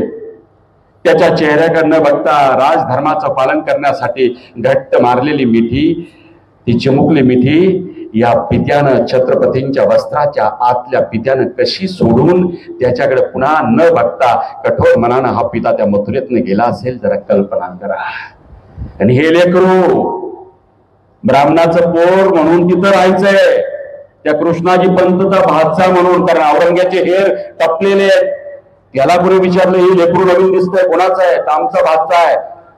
म्हणजे ब्राह्मणाच्या पेहरावामध्ये, ब्राह्मणाच्या घरामध्ये ब्राह्मणाचं सोंग घेऊन जाण्याचं कसं त्या 9 वर्षाच्या शंभू बाळाला हेही झेलावं लागलं हो. कोणकोणत्या परीक्षणामधून, कसोटीमधून शंभू बाळ जातोय याची कल्पना करा. शंभू बाळ तिथंच थांबला आणि महाराज मजल दर मजल करत पोहोचलेत. दिनांक 12 सप्टेंबर 1666 किल्ले राजगडात पाली दरवाजातनं साधू बैराग्यांची एक जथ्था आला. सगळे साधू बैरागांच्या पेहरावामध्ये, यात्रेकरूंच्या पेहराव्यामध्ये. औरंग्याचे हेर जागोजागी आहेत. त्यामुळे शिवछत्रपतींच्या पेहरावात नव्हतेच. ते साधू बैराग्यांच्या तीर्थाटनासाठी त्यावेळेस मोठमोठे व्यवस्था पायीच लोक जायची. या जथ्यांमध्ये सगळे मिळून आलेत. किल्ले राजगडाच्या पाली दरवाजात आलेत. निरोप धाडला गेला औंना की उत्तरेमधून साधू बैराग्यांचा एक जथ्था आलाय आणि तुमच्या दर्शनाची इच्छा प्रकट करतोय, तुमच्या भेटीची इच्छा प्रकट करतोय. औंचं वैशिष्ट्य होतं, तो साधू संत कोणत्याही जाती धर्माचा पंथाचा असो, औ सन्मान करायच्या. भारतीय नारी आणि भारतीय संस्कृतीचं ते लेणं होतं. आणि औंनी निरोप पाठवला, त्यांना पाठवा. कल्पनाचित्र डोळ्यासमोर उभं करा. किल्ले राजगडचा तो पाली दरवाजा आणि सगळ्या साधू बैरागांचं आगमन झालंय. औन प्रत्येकाचा सन्मान करतायत त्यांच्या ज्यांच्या ज्येष्ठतेनुसार. ज्येष्ठ साधू बैरागांच्या चरणी नतमस्तक आऊ होत असताना एक साधू मात्र लपला. त्याच्यासमोर धर्मसंकट उभं राहिलं. कदाचित साधू बैरागी म्हणून भगव्या वस्त्रातल्या आपल्याला बघून आपलीच आई आपलं दर्शन घेईल तर ते धर्मशास्त्राच्या विरुद्ध होईल म्हणून तो साधू बैरागी पटकन लपला. आणि चाणाक्ष नजरेच्या औंच्या लक्षात आलं एक तरुण साधू अचानकपणे लपलाय. औंचं लक्ष गेलं आणि नजर झाली. नजर माय लेकराची झाली. सुदा दोघांच्या डोळ्यातनं अखंडितपणे आसव व्हायला लागले. राजगड हा प्रसंग अनुभवत होता. माय लेकर एकमेकांना बघून आसव ढाळत होती. लग बघून तो शिवा औंच्या आलिंगनामध्ये गेला. किती दिवसापासून औंच्या आलिंगनामध्ये तो नव्हता. एका संकटात, भयान संकटामध्ये औरंग्यासारख्या जबरदस्त शत्रूंकडनं तो परत आला होता. गरुडाचं पिंड ओढून पुन्हा घरट्यात आलं होतं. विलक्षण आनंद त्याहूंना झाला होता. परंतु आलिंगन देत असताना आऊंची भिरभिरती नजर बघितली तर बाल साधू कुणी दिसत नव्हता. आणि त्या आलिंगनामधून आऊ विचारते, शिवबाराजे आमचा शंभू बाळ कुठे? आणि बघता बघता महाराजांच्या मुखातनं वाक्य निघाले, आऊ साहेब घात झाला, येताना दत्तकीमध्ये शंभू बाळ सोडून गेले. आनंद क्षणात पावला. आनंदाश्रूचं रूपांतरण दुःखाश्रू झालं. अवघा रायगड राजगड दुःखात बुडाला. आणि बघता बघता गुप्त हिरांकडनं औरंगजेबापर्यंत बातम्या गेल्या की शिवाजीचा बच्चा मरण पावला, मेला. महाराजांना नेमकं हेच हवं होतं. विचार करा, ते कल्पनाचित्र डोळ्यासमोर उभं करा. महाराजांनी श्राद्ध घातले, पिंडदान केलं. विचार करा, आपलं लेकरू मथुरेमध्ये जिवंत आहे. जिवंतपणी एका बापाला आपल्या लेकराचं पिंडदान करत असताना काय यातना होत असतील. कल्पनाचित्र डोळ्यासमोर उभा करा. लेकरू जिवंत असताना बापाला पिंडदान करावं लागलं, कारण हे करणं गरजेचं होतंय. ज्या दिवशी पिंडदान झालं, बातमी गेली शिवाजीचा बच्चा येताना मरण पावला आणि शोध मोहीम थांबली. महाराजांना तेच हवं होतं. आणि सुरक्षित प्रसंगी दिनांक 20 नोव्हेंबर 1666 शंभू बाळाला घेऊन राजगडावरती निवडक हेर पुन्हा प्रकटले. विचार करा, जिवंतपणी एवढ्या यातना सोपी गोष्ट आहे का? सोपी गोष्ट आहे. आणि त्यामुळे कुठल्या प्रसंगातनं शंभूबाळ जातोय याची जरा कल्पना तुम्ही करा. आणि मग तुमच्या ध्यानात येईल की संभाजी राजा होणं सगळ्यात अवघड आहे. शंभूबाळावरती अन्याय कुठल्या कुठल्या प्रसंगात नाही झाले हो. आणि बदनामी कुठल्या कुठल्या प्रसंगात. बदनामी तर केलीच हो. कोणी केली? नाटककारांनी केली. मी तर नेहमी म्हणत असतो, एवढ्या यातनेला बघून शेवटी तर 40 दिवस औरंग्याने हाल हाल केले हो. डोळे काढले, त्वचा काढली, जिभा छाटल्या. दिनांक 17 फेब्रुवारी 1689 महाराजांनी अन्नपान त्यागलं. संभाजी महाराजांनी अन्न आणि पाणी त्या दिवशीपासून त्याज्य केलं, त्यागलं. हे पहिल्यांदा इतिहासामध्ये सांगणारा लेखक आहे ईश्वरदास नागर, जो औरंगजेबाचा इतिहास आहे. त्याच्यामुळं कळलं की संभाजी महाराजांनी अन्नपान त्याग. सोपं नाहीये. ज्या संभाजी महाराजाला तुम्ही दुराचारी म्हणता, हे एखाद साधूचं लक्षण आहे. अन्नपान त्यागणं सगळ्यात अवघड आहे. तुम्ही 4 दिवस उपाशी राहून बघा, कासावीस होतं. जसं जैन धर्मामध्ये प्रायोपवेशन करतात, सगळ्यात कठीण ते व्रत आहे. ते व्रत संभाजी राजांनी अन्न पाणी त्यागलं, स्वाभिमान.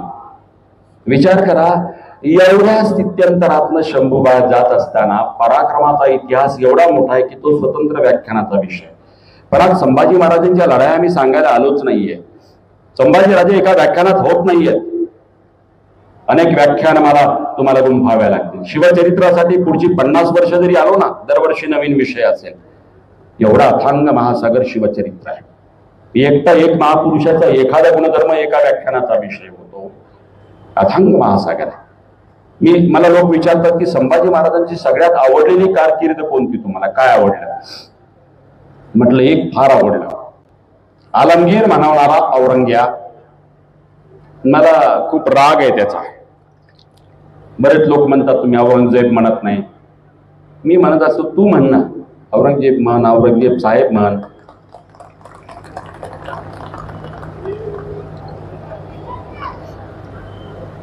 ज्यांनी संभाजी महाराजांचे हाल हाल करून ठार केलंय त्याच्याबद्दल माझ्या मनात कुठलाही आदर नाही. मी औरंग्याच म्हणणार, ही माझी भूमिका आहे. विचार करा, सगळ्यात मोठी गोष्ट कोणती? आलमगीर म्हणवणारा औरंग्या. आलमगीर म्हणजे जगाचा राजा. जेव्हा मराठ्यांचा भूभाग जिंकता नाही आला ना, साधा आपला रामशेज किल्ला तुमच्या नाशिक जिल्ह्यामधला, एवढा किल्ला जिंकायला 6 वर्ष लागले हो. 6 वर्ष एक किल्ला जिंकण्यासाठी. एवढा रामशेज. त्या दिवशी औरंग्याला कळलं, एक किल्ला जिंकण्यासाठी 6 वर्ष. महाराष्ट्रात 361 किल्ले आहेत. मोगलाच्या किती पिढ्या इथं बर्बाद होतील याची जाण औरंग्याला रामशेज 6 वर्ष जिंकल्यानंतर झाली. आणि त्याच्याही पलीकडे सांगतो, जेव्हा रामशेज जिंकता नाही आला, तीन सरदार इथं लढून गेलेत रामशेजला. शेवटचा कासिम खान किरमानी, पहिला शहाबुद्दीन आणि दुसरा मधला होता बहादूर खान कोकलताश.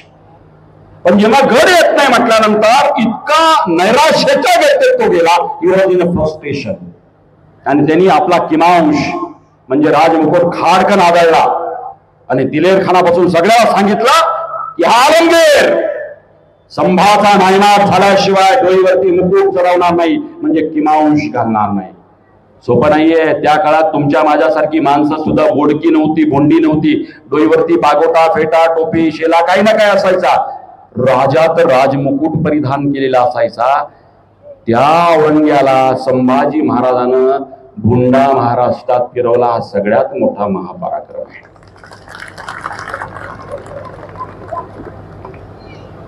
पराक्रमाचा इतिहास एवढा मोठा आहे ना. खरं म्हणजे आमच्या सोलापूरला आला होता तो फ्रस्ट्रेट होऊन इकडून तुमच्या नाशकातनं डायरेक्ट आमच्या सोलापूर किल्ल्यात मुक्काम केला त्याने मे महिन्यात. 1684 बोलतोय मग. आणि त्याच्यानंतर तो पिसाळला की मराठाचे एक किल्ला जिंकता नाही येत. 3-4 वर्ष गेले, एक किल्ला रामशेज नाही जिंकता आला, बाकी जाऊ देत. आणि मग त्याची फ्रस्ट्रेशन कुठे काढलं पाहिजे ना कुठेतरी. आणि मग तो सोलापूर किल्ल्यात राहिला आणि मग जूनला तो विजापूरला गेला. विजापूरला त्याची सैन्य लढत होतं. तिथं जाऊन उभा राहिला. मालक आल्यानंतर जसे गडी काम करतात तसे त्याचे जे काही सेनानी होते ते खरखर लढायला लागले. अगोदर फॉर्मॅलिटी करत होते. आणि बघता बघता आदिलशाही संपली. दिनांक 12 सप्टेंबर 1686. आणि त्यानंतर त्याची वक्रदृष्टी गेली ती कुतुबशाहीकडे. आणि कुतुबशाही 12 सप्टेंबर 1687 संपली. सांगायचं तात्पर्य असतं 180 वर्ष असणारी आदिलशाही केवळ 18 महिन्यात संपवली आणि 182 वर्ष असणारी कुतुबशाही केवळ 11 महिन्यात संपवली. परंतु महाराष्ट्र एक इंचही जिंकला ह्या औरंग्याला शेवटी आम्ही या मातीत काढला. हा आमचा इतिहास आहे. त्यामुळे शिवछत्रपतींच्या मृत्यूनंतर हा महाराष्ट्र लढत होता. 1 वर्ष नाही, 2 वर्ष नाही, 5 वर्ष नाही, 10 वर्ष नाही, 27 वर्ष महाराष्ट्र लढत होता. 1707 आम्ही औरंग्याला याच मातीत गाडला. हा आमचा इतिहास आहे. मराठ्यांना जिंकणं आणि महाराष्ट्र जिंकणं सगळ्यात अवघड आहे. त्याची निम्मी जिंदगानी इथे गेली महाराष्ट्रात, तरी महाराष्ट्र जिंकता नाही आला. आणि म्हणून शंभू राजांचा जो 9 वर्षाचा तडाखेबंद इतिहास आहे ना, ते गोव्यापर्यंत पोर्तुगीज तळातळा कापायचे. आज युद्ध सांगण्यासाठी मी आलो नाहीये, त्यामुळे मला काही विषयाला आवर घालावा लागेल. तो महत्वाचा मुद्दा आहे. पण तरीही राहून राहून असं वाटतं की औरंग्यासारखा एवढा मोठा बादशाह ज्याचं उत्पन्न ऑन रेकॉर्ड सांगतो ना त्या काळातलं 33 करोड 25 लाख जमिनी महसूल त्याला मिळायचा. संदर्भ आहे history of Aurangzeb volume number 5 page number 403. Jagannath सरकार. विचार करा, 22 सुभ्यांचं राज्य, एवढा मोठा बलाढ्य ज्याचा एक सूत्री अंमल आहे. स्वभावातली क्रूरता आहे, स्वभाव संशयी आहे. आणि असं असताना सुद्धा 9 वर्ष संभाजीराजे औरंग्यासारख्या महाशत्रूला भिडलेत. म्हणजे सगळ्या बाबतीत उजवा आहे औरंगजेब, तरी सुद्धा मात केली आहे ते संभाजीराजांनी जिवंत असताना सुद्धा. आणि मृत्यूला सामोरं जाताना सुद्धा मात करणारे शंभूराजे आहेत. इथं लक्षात घ्या. त्याच्याकडे किती होतं हा मुद्दाच नाहीये. मग तुम्ही म्हणणार एवढा पराक्रम आहे, बदनामी कोणी केली आणि का केली. आता त्या मुद्द्यावर येऊ. आपण उत्तरार्धात आलोय. मला घड्याळाकडे बघत बघत बोलणं फार अवघड जातं, परंतु बघावं लागतं. आता उत्तरार्धात आलोय आपण. बदनामी कोणी केली, एवढा पराक्रमाचा इतिहास. मग शंभू बाळाची बदनामी कोणी केली? मास्टर माइंड सगळ्यात मोठा मल्हार रामराव चिटणीस यांनी चिटणीस बखर 1811 लिहिले. 1811. 1811. महाराजांचं निधन 1680 3 एप्रिल. संभाजीराजांचं निधन 11 मार्च 1689. छत्रपती राजारामाचं निधन 2 मार्च 1700. तीनही छत्रपतींचं निधन. चित्र डोळ्यासमोर उभा करा. घरात एकही पुरुष उरला नाही. औरंग्याला वाटलं आता एकटी विधवा काय करणार, तारा राणी. त्यांनी म्हणून दाखवलं हे बेवा औरत, अरमिलात म्हणजे विधवा, बेवा. ये कितने दिन औरंगजेब के खिलाफ लढेगे. त्याचा तो भ्रम होता. त्याला वाटलं महिना 2 महिने झुंजेल, पण ही तर शिवाजी राजांपेक्षाही पुढची निघाली. तारा राणीचा इतिहास तर एवढा झंझावती आहे. पुन्हा स्वतंत्र व्याख्यानाचा विषय. छत्रपतींपेक्षा एक काकण पुढं गरिबी कावा आहे. अहो, छत्रपतींच्या घराण्यात माणसं तर लढलीच लढली, पण स्त्रिया सुद्धा पदर खोन घोड्यावरती तलवार घेऊन लढल्या. हेही आपण आवर्जून लक्षात ठेवलं पाहिजे. संभाजी राजांची हत्या झाल्यानंतर येसुबाई साहेब रायगड लढवण्याचा प्रयत्न केला, पण दुर्दैवानं रायगड हारला आणि कैद व्हावी लागली. संभाजी राजांचा पुत्र शाहू आणि येसुबाई साहेब मोगलांच्या कैदेत, औरंग्याच्या कैदेत गेल्या 1689ला. चित्र डोळ्यासमोर उभं करा. 1 वर्षाची कैद नाहीये, 2 वर्षाची नाहीये, तब्बल ही माऊली 29 वर्ष मोगलांच्या कैदेत आहे. 1689 ते 1719ला 30 वर्षानंतर काळी केस असलेली आमची येसुबाई साहेब मोगलांच्या कैदेत गेली. ते पांढरे केस घेऊन महाराष्ट्रात परतली. छत्रपतींच्या घराण्यात जन्म घेणं सुद्धा किती त्यागाचं आहे, म्हणून त्यागमूर्ती येसुबाई साहेब सुद्धा स्वतंत्र व्याख्यानाचा विषय आहे. फार मोठा आहे, फार त्यागाचा इतिहास आहे. बदनामी एवढी पराक्रम असताना बदनामी मल्हाररामराव चिटणीसांनी केली. चिटणीस बखर प्रचंड बदनामी केली, पदोपदी बदनामी, लेखणेत वाक्यात बदनामी. संभाजीराजा व्यसनी होता, दुराचारी होता, स्त्रियांबद्दलचे वागतील ते आरोप केले. का? याचं कारण आहे मल्हाररामराव चिटणीसांचा खापर पंजा बाळाजीवजी चिटणीसाला संभाजीराजांनी हत्तीच्या पायी ठार केलं होतं अण्णाजी दत्तोंच्या बरोबर. मग आता खापर पंजाला मारलं म्हणून हा राग त्याचा लेखणीमध्ये प्रतिबिंबित झाला. तुम्ही म्हणणार मारलं तर राग होणारच ना. मग आता दुसरा प्रश्न, का मारलं याचंही मी बुद्धिप्रामाण्यवादी तुम्हाला समजून सांगतो. आणि मग तुम्ही पण म्हणाल की फार लवकर मारायला पाहिजे होतं, उशीर झाला. विचार करा, चित्र डोळ्यासमोर उभं करा. दिनांक 3 एप्रिल 1680 शिवछत्रपतींचं निधन झालं. राजशास्त्राचा नियम असतो, धर्मशास्त्राचा नियम असतो, राजांचं निधन झाल्यानंतर राजसिंहासन रिकामा राहायला नको, उत्तराधिकारी नेमला पाहिजे, हा नियम आहे. शत्रू तपून बसलेला असतो. आणि अशा वेळेस खरा न्याय शिवाजी महाराजांचा पुत्र युवराज म्हणून संभाजीराजे राजसिंहासनावरती बसायला पाहिजे होते. धर्मशास्त्रानुसार, कर्तृत्वानुसार, थोरलेपण. पण हे असताना सुद्धा सोयराबाईंच्या चांगल्या मनाला कलुषित केलं अण्णाजी दत्तो, मोरोपंत, राहुजी सोमनाथ आणि या सगळ्या कटकारस्थानी मंत्र्यांनी. तुम्ही म्हणणार का कलुषित केलं? त्याचं कारण होतं संभाजी राजा जागरूक होता, चौकस होता. मंत्र्याचे वाकडे तिकडे प्रकार अधूनमधून जेव्हा दिसले तेव्हा संभाजीराजांनी टोकला आणि मंत्र्याच्या लक्षात आलं की बापाच्या हयातीत म्हणजे शिवाजी राजांच्याच जिवंतपणी जर पुत्र एवढा आपल्याशी मिळून मिसळून वागत नसेल तर हा राज्यावरती आल्यानंतर आपली धडगत नाही. म्हणून या अस्वस्थतेमधून अहो ते राजानामाचं वय किती आहे? राजानामाचा जन्म आहे 24 फेब्रुवारी 1670 आणि राजानामाचं वय किती आहे बघा बरं. एवढ्या कमी वयामध्ये 10व्या वर्षी 10 वर्षाचं बाळ बसवलं, मंचकारोहण केलं. कारण मंत्र्याला वाटलं लहान बाळ आहे ते नामधारी राहील, त्याच्या वतीनं आपलीच हुकूमत राहील, म्हणून संभाजी राजाला त्यांनी डावललं. पहिला अन्याय झाला. याच्याबद्दल तुम्हाला काही शंका? पहिला अन्याय नीतीशास्त्रानुसार खरी योग्यता संभाजी राजांची असताना राजारामाचं मंचकारोहण या सगळ्या मंत्र्यांनी सोयराबाईंना या कटामध्ये सहभागी करून मंचकारोहण केलं. बरं, तेवढं केलं, तेवढ्यावर भागले नाही. आणि मी अव्वल साधनातला पुरावा देतो बरं का. आता हे अव्वल आणि दुय्यम सांगतो तुम्हाला. काय होतंय सध्या व्हॉट्सअपवरती कुठंतरी एखादी क्लिप येते, एखादा लेख येतो, फेसबुकवरती येतो आणि अभ्यास नसणारे काही उथळ मनाचे वाचक ते वाचतात आणि मन कलुषित करतात. इतिहासामध्ये साधनं असतात, अव्वल साधनं. अव्वल साधनं म्हणजे कंटेम्पररी, म्हणजे शिवाजी महाराजाला ज्यांनी प्रत्यक्ष बघितलंय त्यांनी बघून लिहिलेलं अव्वल साधन म्हणजे जेदे शकावली. कान्होजी जेदे जे लिहायचे ना मोडी लिपीमध्ये शकावली दैनंदिन, ते जेदे शकावली. माझ्याकडे काही फोटोग्राफ्स आहेत जेदे शकावली मोडी लिपीमधले. मी आज तुम्हाला जे संदर्भ सांगणार आहे ते अव्वल साधनातले. त्यामुळे माझ्या व्याख्यानाला मी जे जे बोललो ते परीक्षण करण्याची पूर्ण स्वतंत्रता या श्रोत्यांना आहे. मी लोकशाहीवादी आहे, परंतु अभ्यासपूर्ण. कॉपी पेस्ट आणि व्हॉट्सअपवाल्यांनी विचारायचंच नाही. ज्यांचा अभ्यास आहे त्यांनी यायचं, त्यांनी बोलायचं. जुजबी काहीतरी त्यांनी विचारायचं नाही, ज्यांचा अभ्यास आहे. अव्वल साधनामध्ये प्रवास वृत्तांत येतो, पत्रव्यवहार येतात, ताम्रपट येतात. ही अव्वल साधनं. आय विटनेसेस म्हणजे इंग्रजांची पत्र, डचांची पत्र किंवा शिवाजी राजांनी आपल्या भावाला, संभाजी राजाला लिहिलेली पत्र, ही सगळी अव्वल साधना म्हणजे ऑथेंटिक, समकालीन. त्याच्यामध्ये मी 3 मानतो किंवा इतिहासकार 3 म्हणतात. एक म्हणजे कवींद्र परमानंद नेवासकरांचं शिवभारत.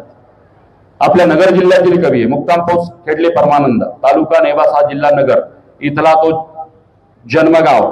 आज त्याची समाधी आहे महाडला, पोलादपुरामध्ये. पण कवी आपल्या नगर जिल्ह्यातला आहे. त्यांनी शिवाजी महाराजांचा वरती हयातीत, आता सगळा ग्रंथ मिळत नाही शिवभारत, 32 अध्याय मिळतात. 31 पूर्ण आहेत आणि 32 मधले 9 श्लोक आहेत, पुढचं मिळत नाही. पण संस्कृत मधला अतिशय अप्रतिम परमानंदाचा शिवभारत आहे. अफजल खानावरती 4-5 अध्याय दिलेले आहेत त्याने.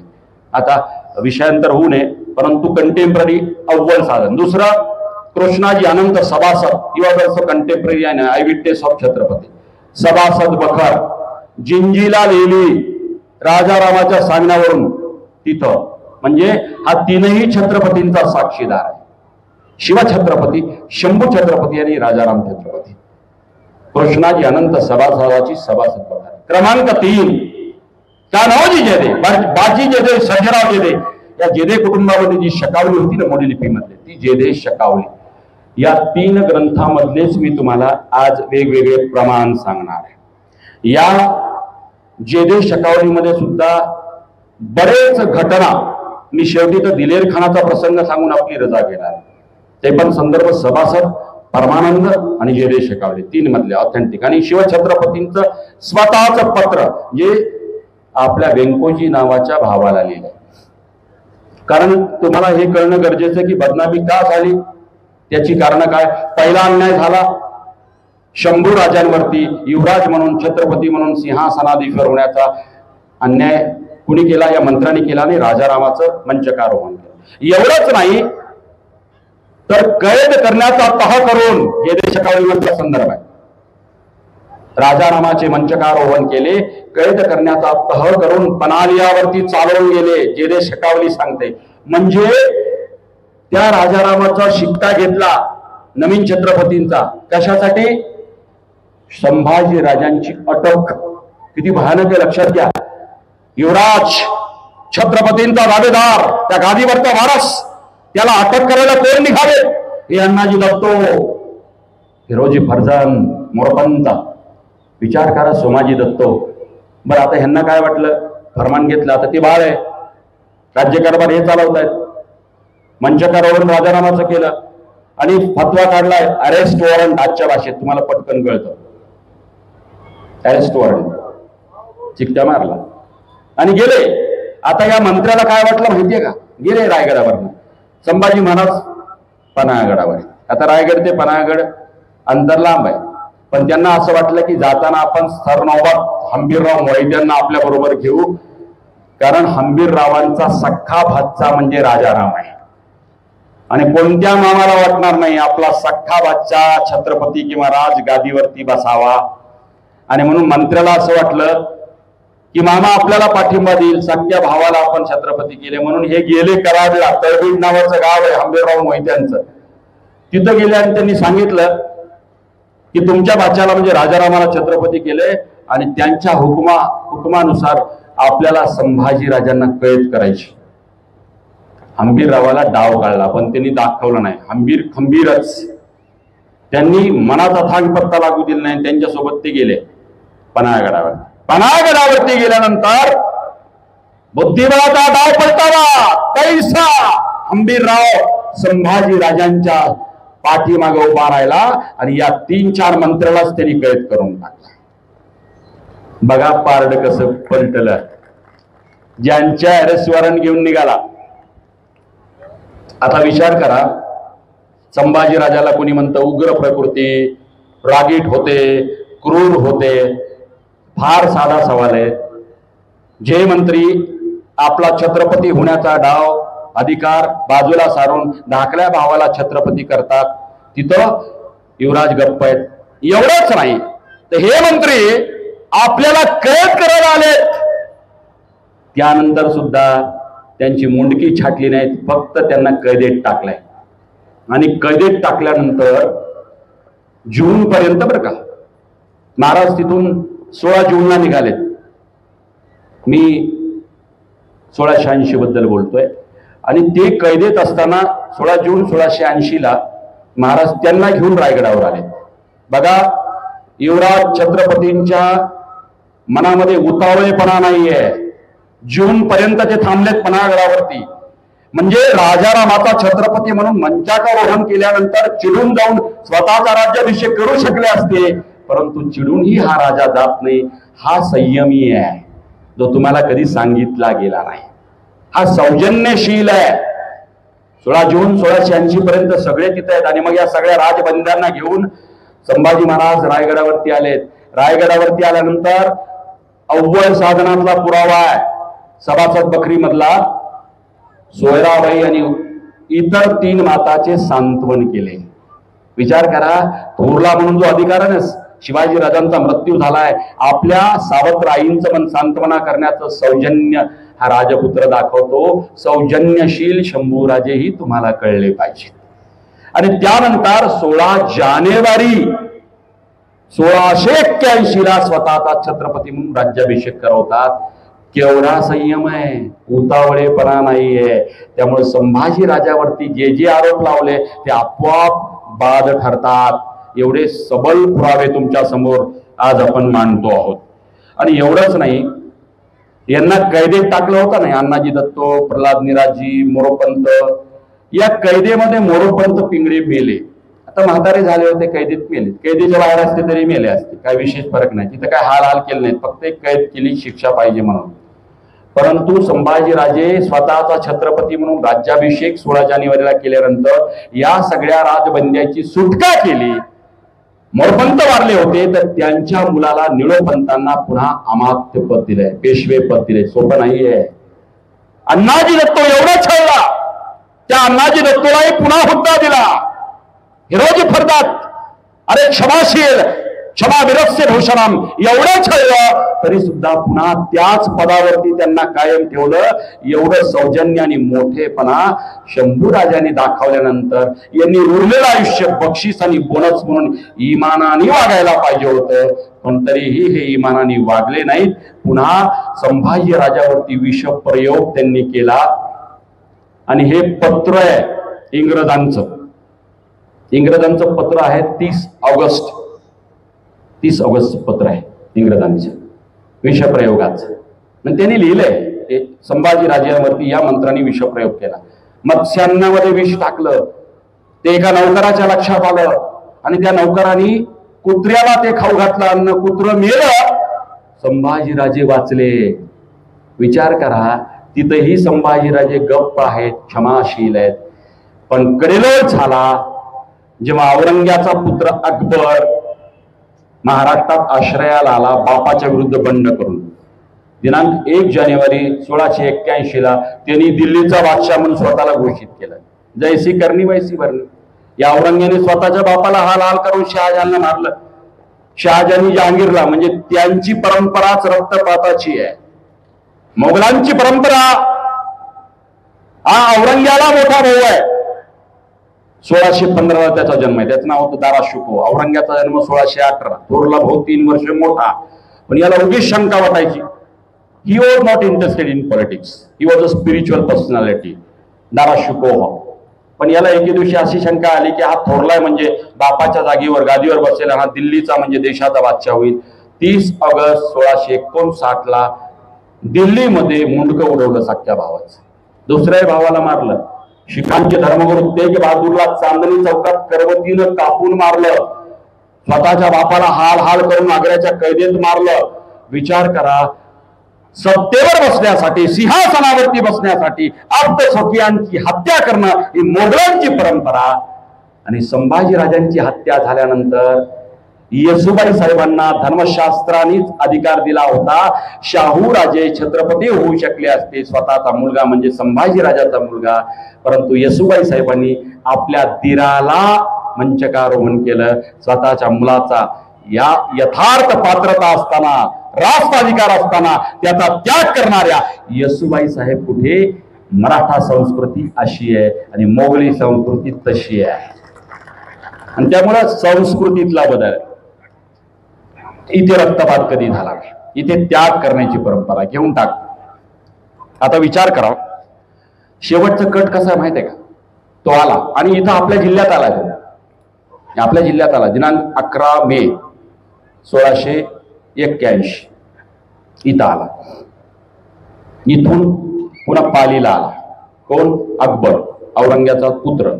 आता त्याच्या लक्षात आलं, त्यांनी स्वतःला बादशाह घोषित केलं खरं, तिकडे पारडं पलटलं, राजपुताला पितवलं, औरंग्याने याचा पाठिंबा काढला, हा पळून आला. आता याच्या लक्षात आला तर पळून जायचं तर आश्रय कोणाकडे घ्यावा? औरंग्याची शत्रुत्व कोण घेणार? तर त्याच्या मनामध्ये एकच नाव होतं संभाजीराजांचं, कारण औरंग्याला नडू शकतो असा एकच म्हणजे मराठा होता. हिंदुस्थानमध्ये औरंग्याला नडू शकते अशी एकच जात मराठा होती, म्हणून तो इथं पळून आला, इथं आश्रयी झाला. आता विचार करा, संभाजीराजांची भेट पालीला झाली. इथं त्र्यंबकेश्वरला तो 11 मेला आहे, इथूनच तो उत्तर कोकणात त्या पालीला गेला. सुधागडजवळ भेट झाली संभाजीराजाची अकबराची. आता बघा खरी गंमत आहे, 15 जूनला हिरोजी फर्जत संभाजीराजांनी पाठवलेले वकील, खरी गंमत बघा कशी. 15 जूनला हिरोजी फर्जतला पाठवलं पत्र घेऊन.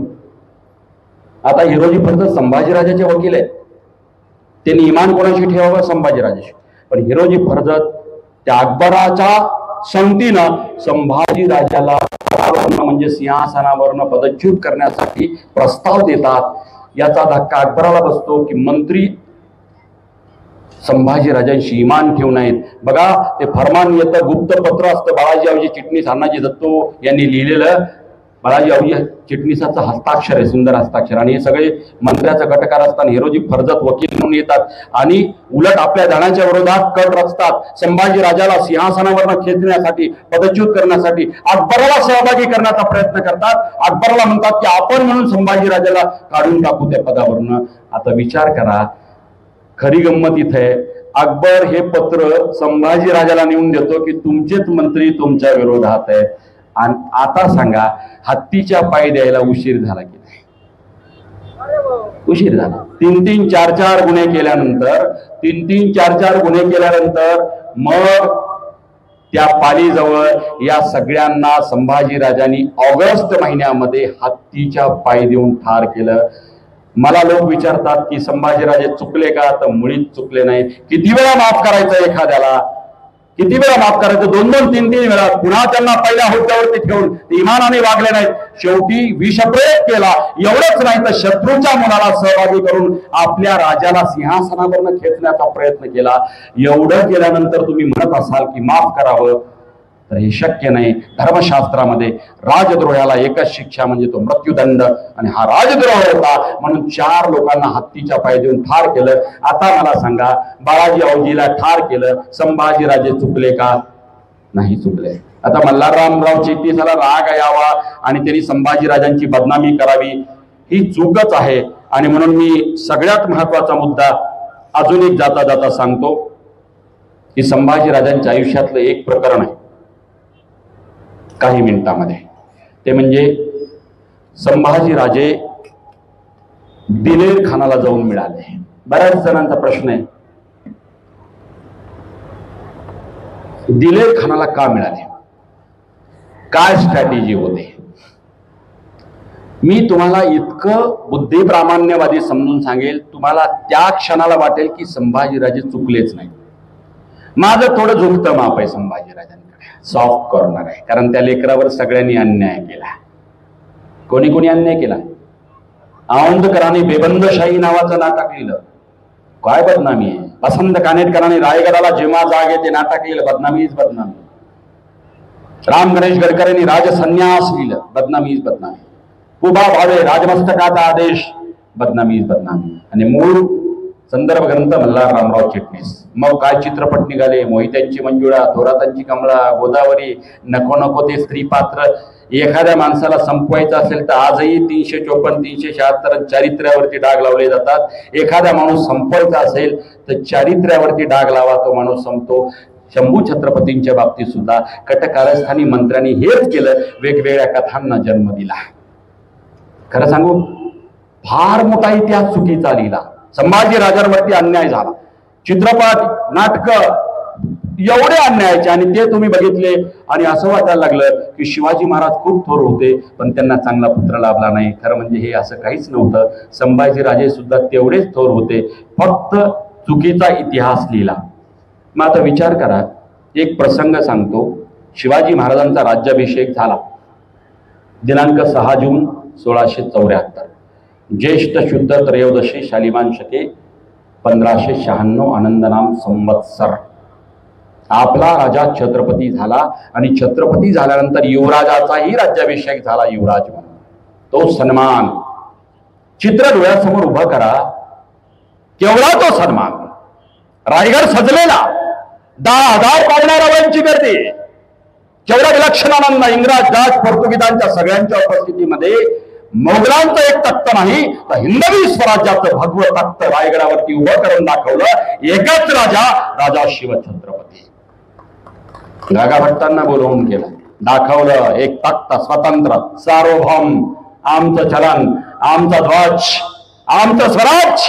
गुलामगिरीमधून आम्ही मुक्त झालो आणि म्हणून आद्य स्वातंत्र्य दिन कोणता? दिनांक 6 जून 1674. इंग्रजांच्या पारतंत्र्यातनं आपण 15 ऑगस्ट 1947 मुक्त झालो असो, पण आपला आद्य स्वातंत्र्य दिन राज्याभिषेक दिन. युवराज खऱ्या अर्थानं सिंहासनाधीश्वर झाले. मग त्यानंतर दक्षिण दिग्विजयाचा योजना ठरली की जिंकलेल्या राजानं दक्षिण दिग्विजय मुलूक मारायचा. मग शिवाजी महाराजांची देहधोरणं सुरू झाली. संभाजी राजाला सांगितलं तुला घेऊन जातो उतरावा, पण लक्षात घ्या एखाद्या योद्ध्याला रक्त सहसळतं का, तर कधी युद्ध होईल. कारगिलमध्ये असताना सुद्धा युद्ध सुरू होतं. आमचे अनेक मित्र मेजररी वेगवेगळ्या पदावरती होते. ते म्हणायचे भूमीसाठी, या भारत मातेसाठी माझा वापर कधी मला लष्कर बोलवतं, मी जायला उत्सुक आहे. रक्षणासाठी एखाद्या योद्ध्याचं रक्त सळसळतं रणांगणावरती जाण्यासाठी, कारण कित्येक शतकानंतर, कित्येक दशकानंतर, कित्येक समयानंतर असा प्रसंग युद्धाचा येतो. संभाजी राजाला सुद्धा वाटलं होता की माझी शमशेर तळपती संभाजीराजाची तमशेर कशी असेल, केवळ आबासाहेबांना नाही तर हिंदुस्थानाला नव्हे जगाला दाखवून देईल. आबासाहेबांच्या बरोबर दक्षिण दिग्विजयाला जायचं ठरलं. आबासाहेबांनी सुद्धा सांगितलं तुला घेऊन जाणार, परंतु कटकारस्थान शिजलं. रायगडावरती कलह निर्माण झाला. रायगडाचे मंत्री जागे झाले आणि मग सोयराबाईपासून राजारामांपर्यंत आणि शिवछत्रपतीपर्यंत वेगवेगळ्या पद्धतीने वेगवेगळ्या संकल्पना लादल्या गेल्या की त्याचा पराक्रम नाही दिसला पाहिजे, म्हणून संभाजी राजांचं दक्षिण दिग्विजयाला जाणं परस्पर रद्द केलं. आजच्या भाषेमध्ये पत्ता कट होणं म्हणतात. विचार करा किती भ्रमनिरास झाला असेल हो, किती भ्रमनिरास झाला असेल. काय स्वप्न संभाजीराजे रंगवत असतील, 4 तास प्रॅक्टिस करत असतील, सराव करत असतील दांडपट्ट्याचा, तर दक्षिण दिग्विजयाला जायचं म्हणून 2 तास सराव रोज जास्त करत होते. आबासाहेबांना तलवार दाखवतो. त्यानंतर दक्षिण दिग्विजयातनं मंत्र्याच्या कटकारस्थानामुळे शिवाजी राजांना सुवर्ण मध्य साधावा लागला. कधी कधी निर्णय वेगवेगळे घ्यावे लागतात एखाद्या कर्त्या पुरुषाला. आणि यानंतरही महाराज दक्षिण दिग्विजयाला निघाले, संभाजी राजाला घेऊन नाही गेले. रायगडावरती कदाचित मंत्र्याच्या कटकारस्थानाचा आपल्या गैरहजेरीमध्ये युवराज संभाजीराजाला त्रास होईल म्हणून संभाजीराजाला सांगितलं तू रायगडावरती राहायचं नाहीस, तू शृंगारपुरी कोकणात जाऊन राहा. दोन्ही बाजू बघा, शिवाजी महाराजांच्या ठिकाणी रास्त आहेत, पण शंभू बाळाचं वय कमी आहे, तारुण्य अवस्थेत आहे, त्याच्यावर एकावर एक आघात होत आहेत. दक्षिण दिग्विजयासाठी आबासाहेब नेतो म्हणले, नेलं नाही. आता रायगडावरती राहायचं नाही, शृंगारपुरात जावं लागलं. काय मानसिकता असेल तारुण्य अवस्थेतल्या शंभू राजाची, काय ब्रेन मधली सिरोटोनिन, डोपामिन पासून ते एंडॉर्फिन, ॲड्रिनालिन पर्यंत, पिट्युटरी ग्लँडच्या सगळ्या हार्मोन्स पर्यंत काय अप अँड डाऊन्स असतील, आरक्त नेत्र झाले असतील, आपल्यावर अन्याय होतोय, आपलं कुणी नाहीये, आऊ साहेबांचंही निधन झालं, माझी काळजी घेणारी आऊ सुद्धा माझं कोणी राहिलं नाही हा विचार एखाद्याच्या मनात प्रबळ होतो, तेव्हा काही गोष्टी चुकीच्या घडत असतात. हे वर्तनशास्त्र सांगतात. It's a behavioural science. लक्षात घ्या, मी तटस्थपणे ऍज अ मेडिकल एक्सपर्ट म्हणून मूल्यमापन करतोय. जेव्हा माझं कोणी नाही, माझ्यावर अन्याय होतो अशी एखाद्याची प्रबळ भावना होते, तर त्याचं सायकोलॉजिकल डिस्टर्बन्स होतं. दक्षिण दिग्विजयाला आबासाहेबांनी नेलं नाही, आता रायगडावरती म्हणजे स्वतःच्या घरात नाही राहायचं, दुसरीकडे जाऊन का शृंगारपुरी. शिवाजीराजांच्या ठिकाणी बरोबर आहेत, कारण दक्षिण दिग्विजयाला जात असताना मंत्र्याकडनं कदाचित आपल्या युवराजांचा घात होणे म्हणून सुवर्ण मध्य पिता म्हणून त्यांनी साधलाय, शृंगारपुरी ठेवलं. आता खरी गंमत सुरू आहे, तिथं सुद्धा संभाजी राजांच्या बरोबर कवी कलश आहे. लोक कलशाला नाव ठेवतात, असा होता कब्जी कलुषा, पण मला एकच कळतं, ज्या क्षणाला आपल्या युवराज संभाजी राजाची मानसिकता नैराश्याच्या गर्तेत जात होती, त्या क्षणाला सावरणारा तो एकमेव मित्र होता. म्हणून कवी कलशाबद्दल माझ्या मनात आदर आहे. जेव्हा माणूस नैराश्याच्या गर्तेत असतो ना, आणि तेव्हा संभाजी राजे एवढे हुशार आहेत. बुधभूषण नावाचा ग्रंथ संस्कृत मध्ये लिहिला, राजनीती आणि दंडनीतीवर आहे, संस्कृत मध्ये. म्हणजे सोपा नाहीये. अस्खलित संस्कृत मध्ये बुधभूषणम लिहिलाय. 17 वर्षे पूर्ण झाला, 14व्या वर्षी सुरू केला. नखशिक आणि नायिका भेद 2 ग्रंथ लिहिले ब्रजभाषेतल्या हिंदीमध्ये, शृंगार रसावरती. It was in romantic. विचार करा. आणि सगळ्यात 4था ग्रंथ 7 शतक अध्यात्मावरती, स्पिरिच्युअलिटी. 4ही वेगवेगळे भाव, राजनीती, दंडनीती, शृंगारशास्त्र आणि अध्यात्म, 4ही याच्यावरती हुकूमत आहे. जेव्हा शंभू राजांच्या मुखातनं एखादं काव्य स्फुरायचं आणि तेव्हा कवी कलश म्हणायचं, वाह शंभूराजे वाह. विचार करा, त्या क्षणी अवतीभोवती थोर मोठे योद्धे नसावेत, पण आपल्या कलेला दाद देणारा कोणीतरी मित्र असावा असं वाटणं स्वाभाविक आहे. आणि म्हणून कवी कलशाच्या प्रती माझ्या मनात आदर आहे. लोक कसंही बघत त्याला. आमच्या शंभू राजाच्या वाईट प्रसंगात जो उभा राहिला तो माझा, आणि आमच्या शंभू राजाच्या वाईट प्रसंगात जो त्यांच्याकडे पाठ फिरवला तो माझा नाही. एवढी साधी माझी व्याख्या आहे. आता विचार करा, तिकडे महाराज शंभूराजे मन गुंतवत आहेत. हे गुंतवत असताना एक प्रकरण आलं, तिकडे सैन्याची भरती केली. एक प्रकरण आलं शेतकऱ्यांचं, दुष्काळ पडलेला. शेतकरी आले शंभूराजांकडे युवराज म्हणून की आमचा शेत सारा माफ व्हावा. शंभू राजा शेतकरी हितलक्ष आहे पित्याप्रमाणे, आणि शंभूराजांनी शेत सारा माफ करून टाकला.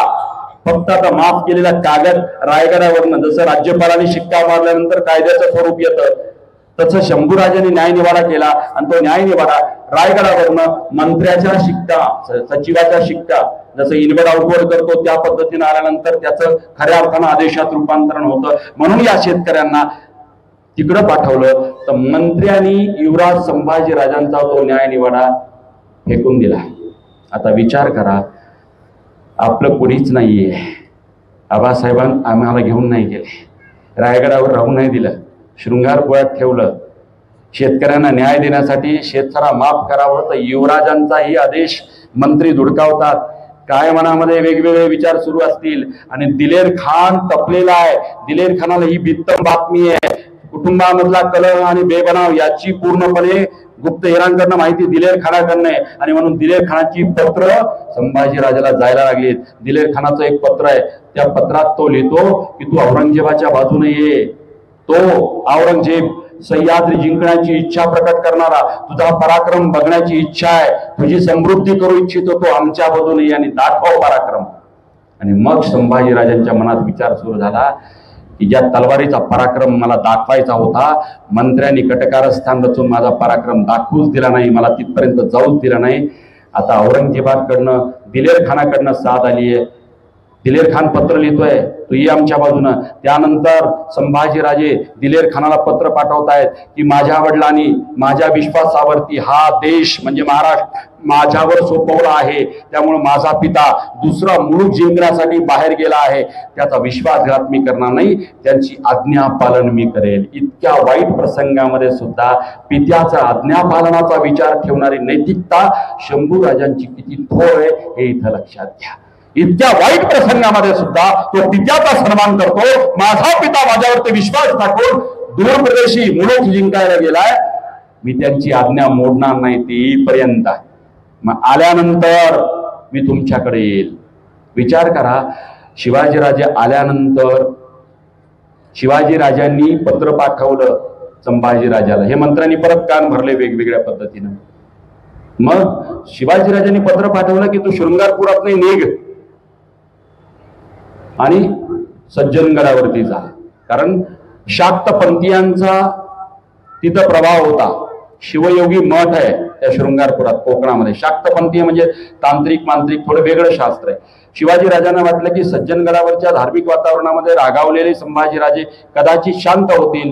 परंतु तिथून संभाजीराजे सज्जनगडावरती आले आणि सज्जनगडावरनं एका मोठ्या पर्वणीला स्नानासाठी माहुलीस जातो म्हणून दिलेर खानाला जाऊन मिळाले.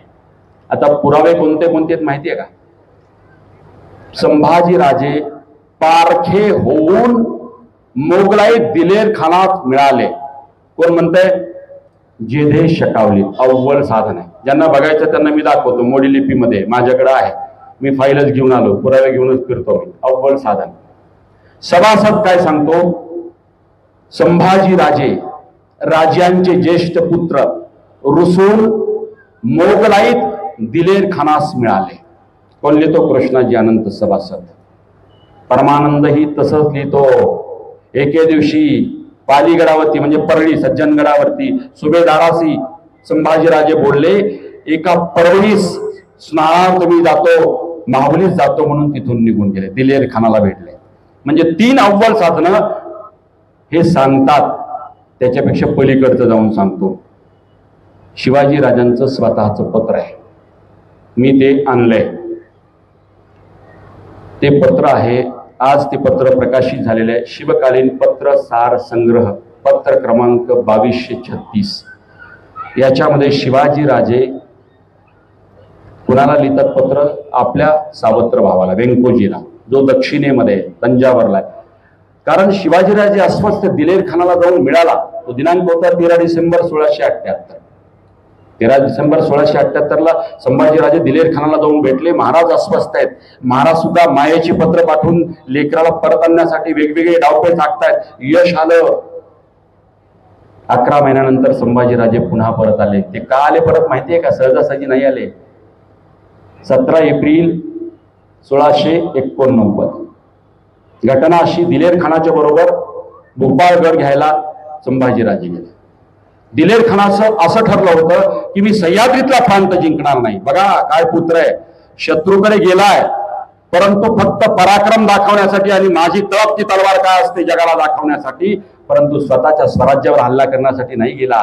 संभाजीराजे तिथे जाऊन सांगतो की मी विजापूरचा मुलूक तुम्हाला जिंकून देईल. बघा, स्वतःच्या मुलखाला म्हणजे मराठी स्वराज्याला हात लावत नाही लेकरू, फक्त पराक्रम दाखवण्यासाठी दाखवून देतो या मंत्र्याला आणि जगाला संभाजीची तलवार काय असते. म्हणून नाईलाजानं दिलेर खानाच्या पक्षात जाऊन सुद्धा स्वराज्यावरती 1 इंच भूमीवरती आक्रमण करत नाही. पण भोपाळगडचा प्रसंग असा झाला, दिनांक 17 एप्रिल 1689चा. फिरंगोजी नरसाळा होता भोपाळचा किल्लेदार भोपाळगडाचा, आणि या किल्ल्याला प्रचंड वेढा पडला, हल्ला झाला.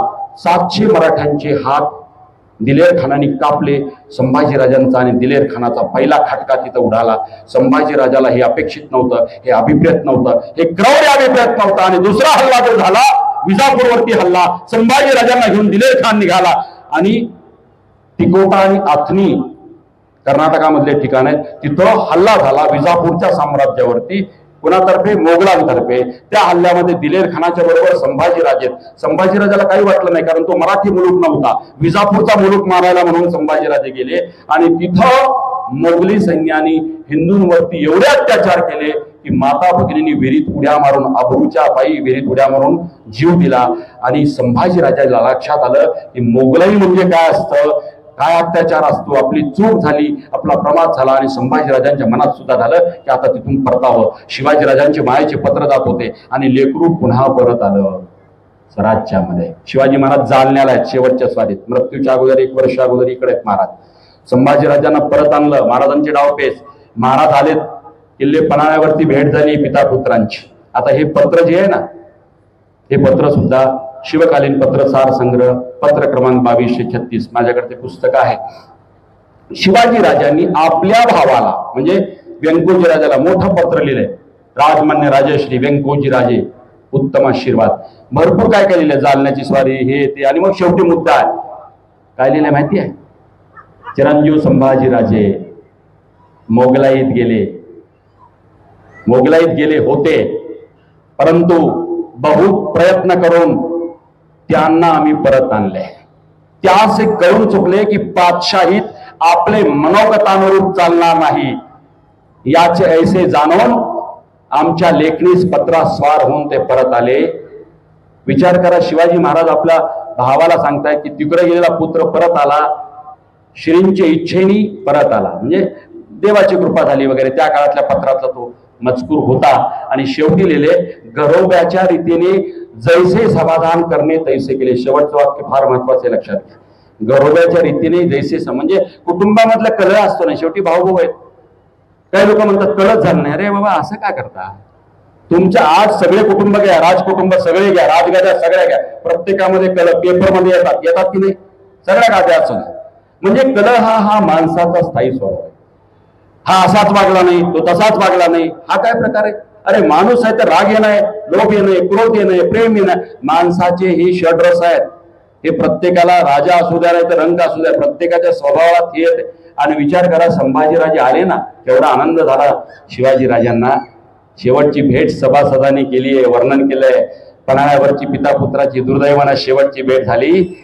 आणि महाराज म्हणतायत श्रींच्या कृपेनी, आपला दावा औरंगजेबाशी तुझला दगा करावायचा होता, श्रींच्या कृपेनी तुझला परत मिळवले, धन्य झाले. त्याच उपरी राजे बोलले की लेकरा मजला सोडू नकोस.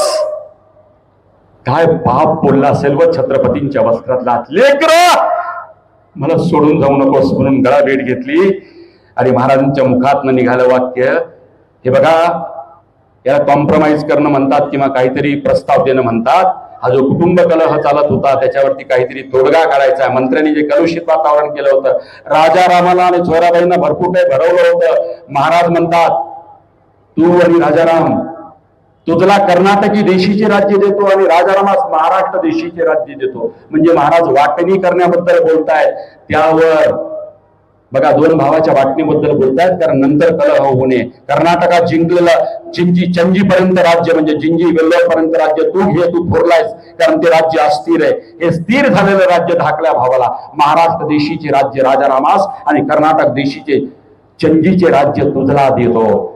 यावर या लेकरांचं वाक्य काय माहिती आहे? काय बोलला असेल हा पुत्र? कल्पना करून बघा, एवढा अन्याय झाला. संभाजी राजा काय बोलला? यमा महाराज आलिंगन देतात, अरे लेकरा मजला सोडून जाऊ नकोस. छत्रपती असेल तरी आपला पिता कळवला असेल, मला आता सोडून जाऊ नकोस. आणि त्यावर जेव्हा वाटणीची भाषा महाराज करतायत, तर तेव्हा संभाजी राजाच्या मुखातनं वाक्य निघाले, आबासाहेबांच्या पायाची जोर आहे, दूध भात खाऊन आबासाहेबांच्या पायाशी चिंतन करून राहील. माझी नम्र विनंती आहे, संभाजी राजांवरती जो अन्याय झाला तो कृपा करून तुमच्या मनात पसून टाका. हे लेकरू चाललंच होतं, अशा क्षणी सुद्धा वडिलांच्या पायाजवळ बसून दूध भात खाऊन चिंतन करून राहील बापाच्या पायाजवळ, परंतु वाटणी मला नकोय. हे चित्र वेगळे करा. आणि वाटणीसाठी बापाला कोर्टात खेचणारे आजचे पुत्र, माझी नम्र विनंती आहे, आपल्या वडिलांचा सन्मान करण्याचं शिकवण युवराज संभाजीराजे तुम्हा आम्हाला देतात. काय शिकलं पाहिजे पिता पुत्रांमधून? आपण हे शिकलं पाहिजे की पित्याचा आदर कसा करावा. आणि शंभू बाळावरती जो अन्याय झाला तो खऱ्या अर्थानं इतक्या पद्धतीनं ग्रंथकर्त्यांनी केला. तो अन्याय दूर करण्याचा एका व्याख्यानात प्रयत्न होऊ शकत नाही, परंतु खऱ्या अर्थानं काही लोक म्हणतात महाराज चुकले, काही लोक म्हणतात संभाजीराजे चुकले. मला लोक यानं विचारलं की कोणाची चूक आहे? मी म्हटलं कोणाची चूक नाही. Nobody was wrong, both were correct. कारण आपण मूल्यमापन करणारे चुकतो. आपण मूल्यमापन 21व्या शतकात 17व्या शतकातलं करतो. म्हणून एखादा व्यक्ती वर्तनशास्त्रानुसार, बिहेवियरल सायन्स नावाचा जो प्रकार आहे, ज्याच्यामध्ये डोपामिन सेरोटोनिनचं इम्बॅलन्स झाल्यानंतर तोच माणूस रागात येतो, तोच माणूस प्रेमात पडतो, तोच माणूस गद्दार होतो, तोच इमानदार होतो, असे वेगवेगळे स्वरूप मनुष्य स्वभावात दाखवत असतो त्याचं विज्ञानाने कारण दिले dopamine and serotonin hormones present in the brain.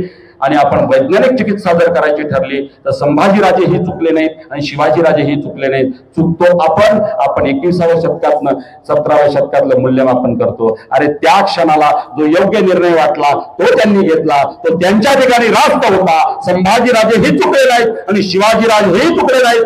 हेच खऱ्या अर्थानं शेवटी कन्क्लुजन येईल. दोघंही रास्त होते त्या वेळेस त्या क्षणाला स्थळ काल परत्वे निर्णय घ्यायचे असतात. आणि म्हणून जाता जाता एकच सांगते, छत्रपती शिवाजी महाराज केवळ पूजनाचा विषय होता कामा नये. छत्रपती संभाजी महाराज केवळ पूजनाचा विषय होता कामा नये, तो आचरणाचा झाला पाहिजे. आणि म्हणून छत्रपती शिवाजी महाराज म्हणजे करती माणसं बाळगणारा रत्नबारखे, गुन्हेगार हत्या बाळगणारा डोळ चिकित्सक, रणधुरंधर योद्धा, हिकमती लढवय्या, दुर्जनांचा कर्तनकार, सज्जनांचा कैवारी, चारित्र्य संपन्न, प्रजाहित लक्ष, व्यसनमुक्त, अध्यात्मवादी परंतु विज्ञान मानणारा अशा या व्यसनमुक्त जाणाच्या राजास असंख्य शिवभक्तांतर्फे माझा मानाचा मुद्रा. शंभूबाळ म्हणजे 4 ग्रंथाचा निर्माता, उदभूषण, नकशिक, नायिका भेद, 7 शतक. शंभूबाळ पित्याचा आज्ञा पालन करणारा, चारित्र्य संपन्न, व्यसनमुक्त, एकही लढाई न हारलेला, इतक्या प्रसंगी, कठीण प्रसंगी सुद्धा आपली नैतिकता साबूत ठेवलेला, इतक्या भयानक प्रसंगात सुद्धा क्षमा दाखवणारा, पित्याचा आदर करणारा पुत्र म्हणजे शंभू राजा. या दोन्ही पिता पुत्रांना माझा मानाचा मुद्रा. जय हिंद, जय महाराष्ट्र.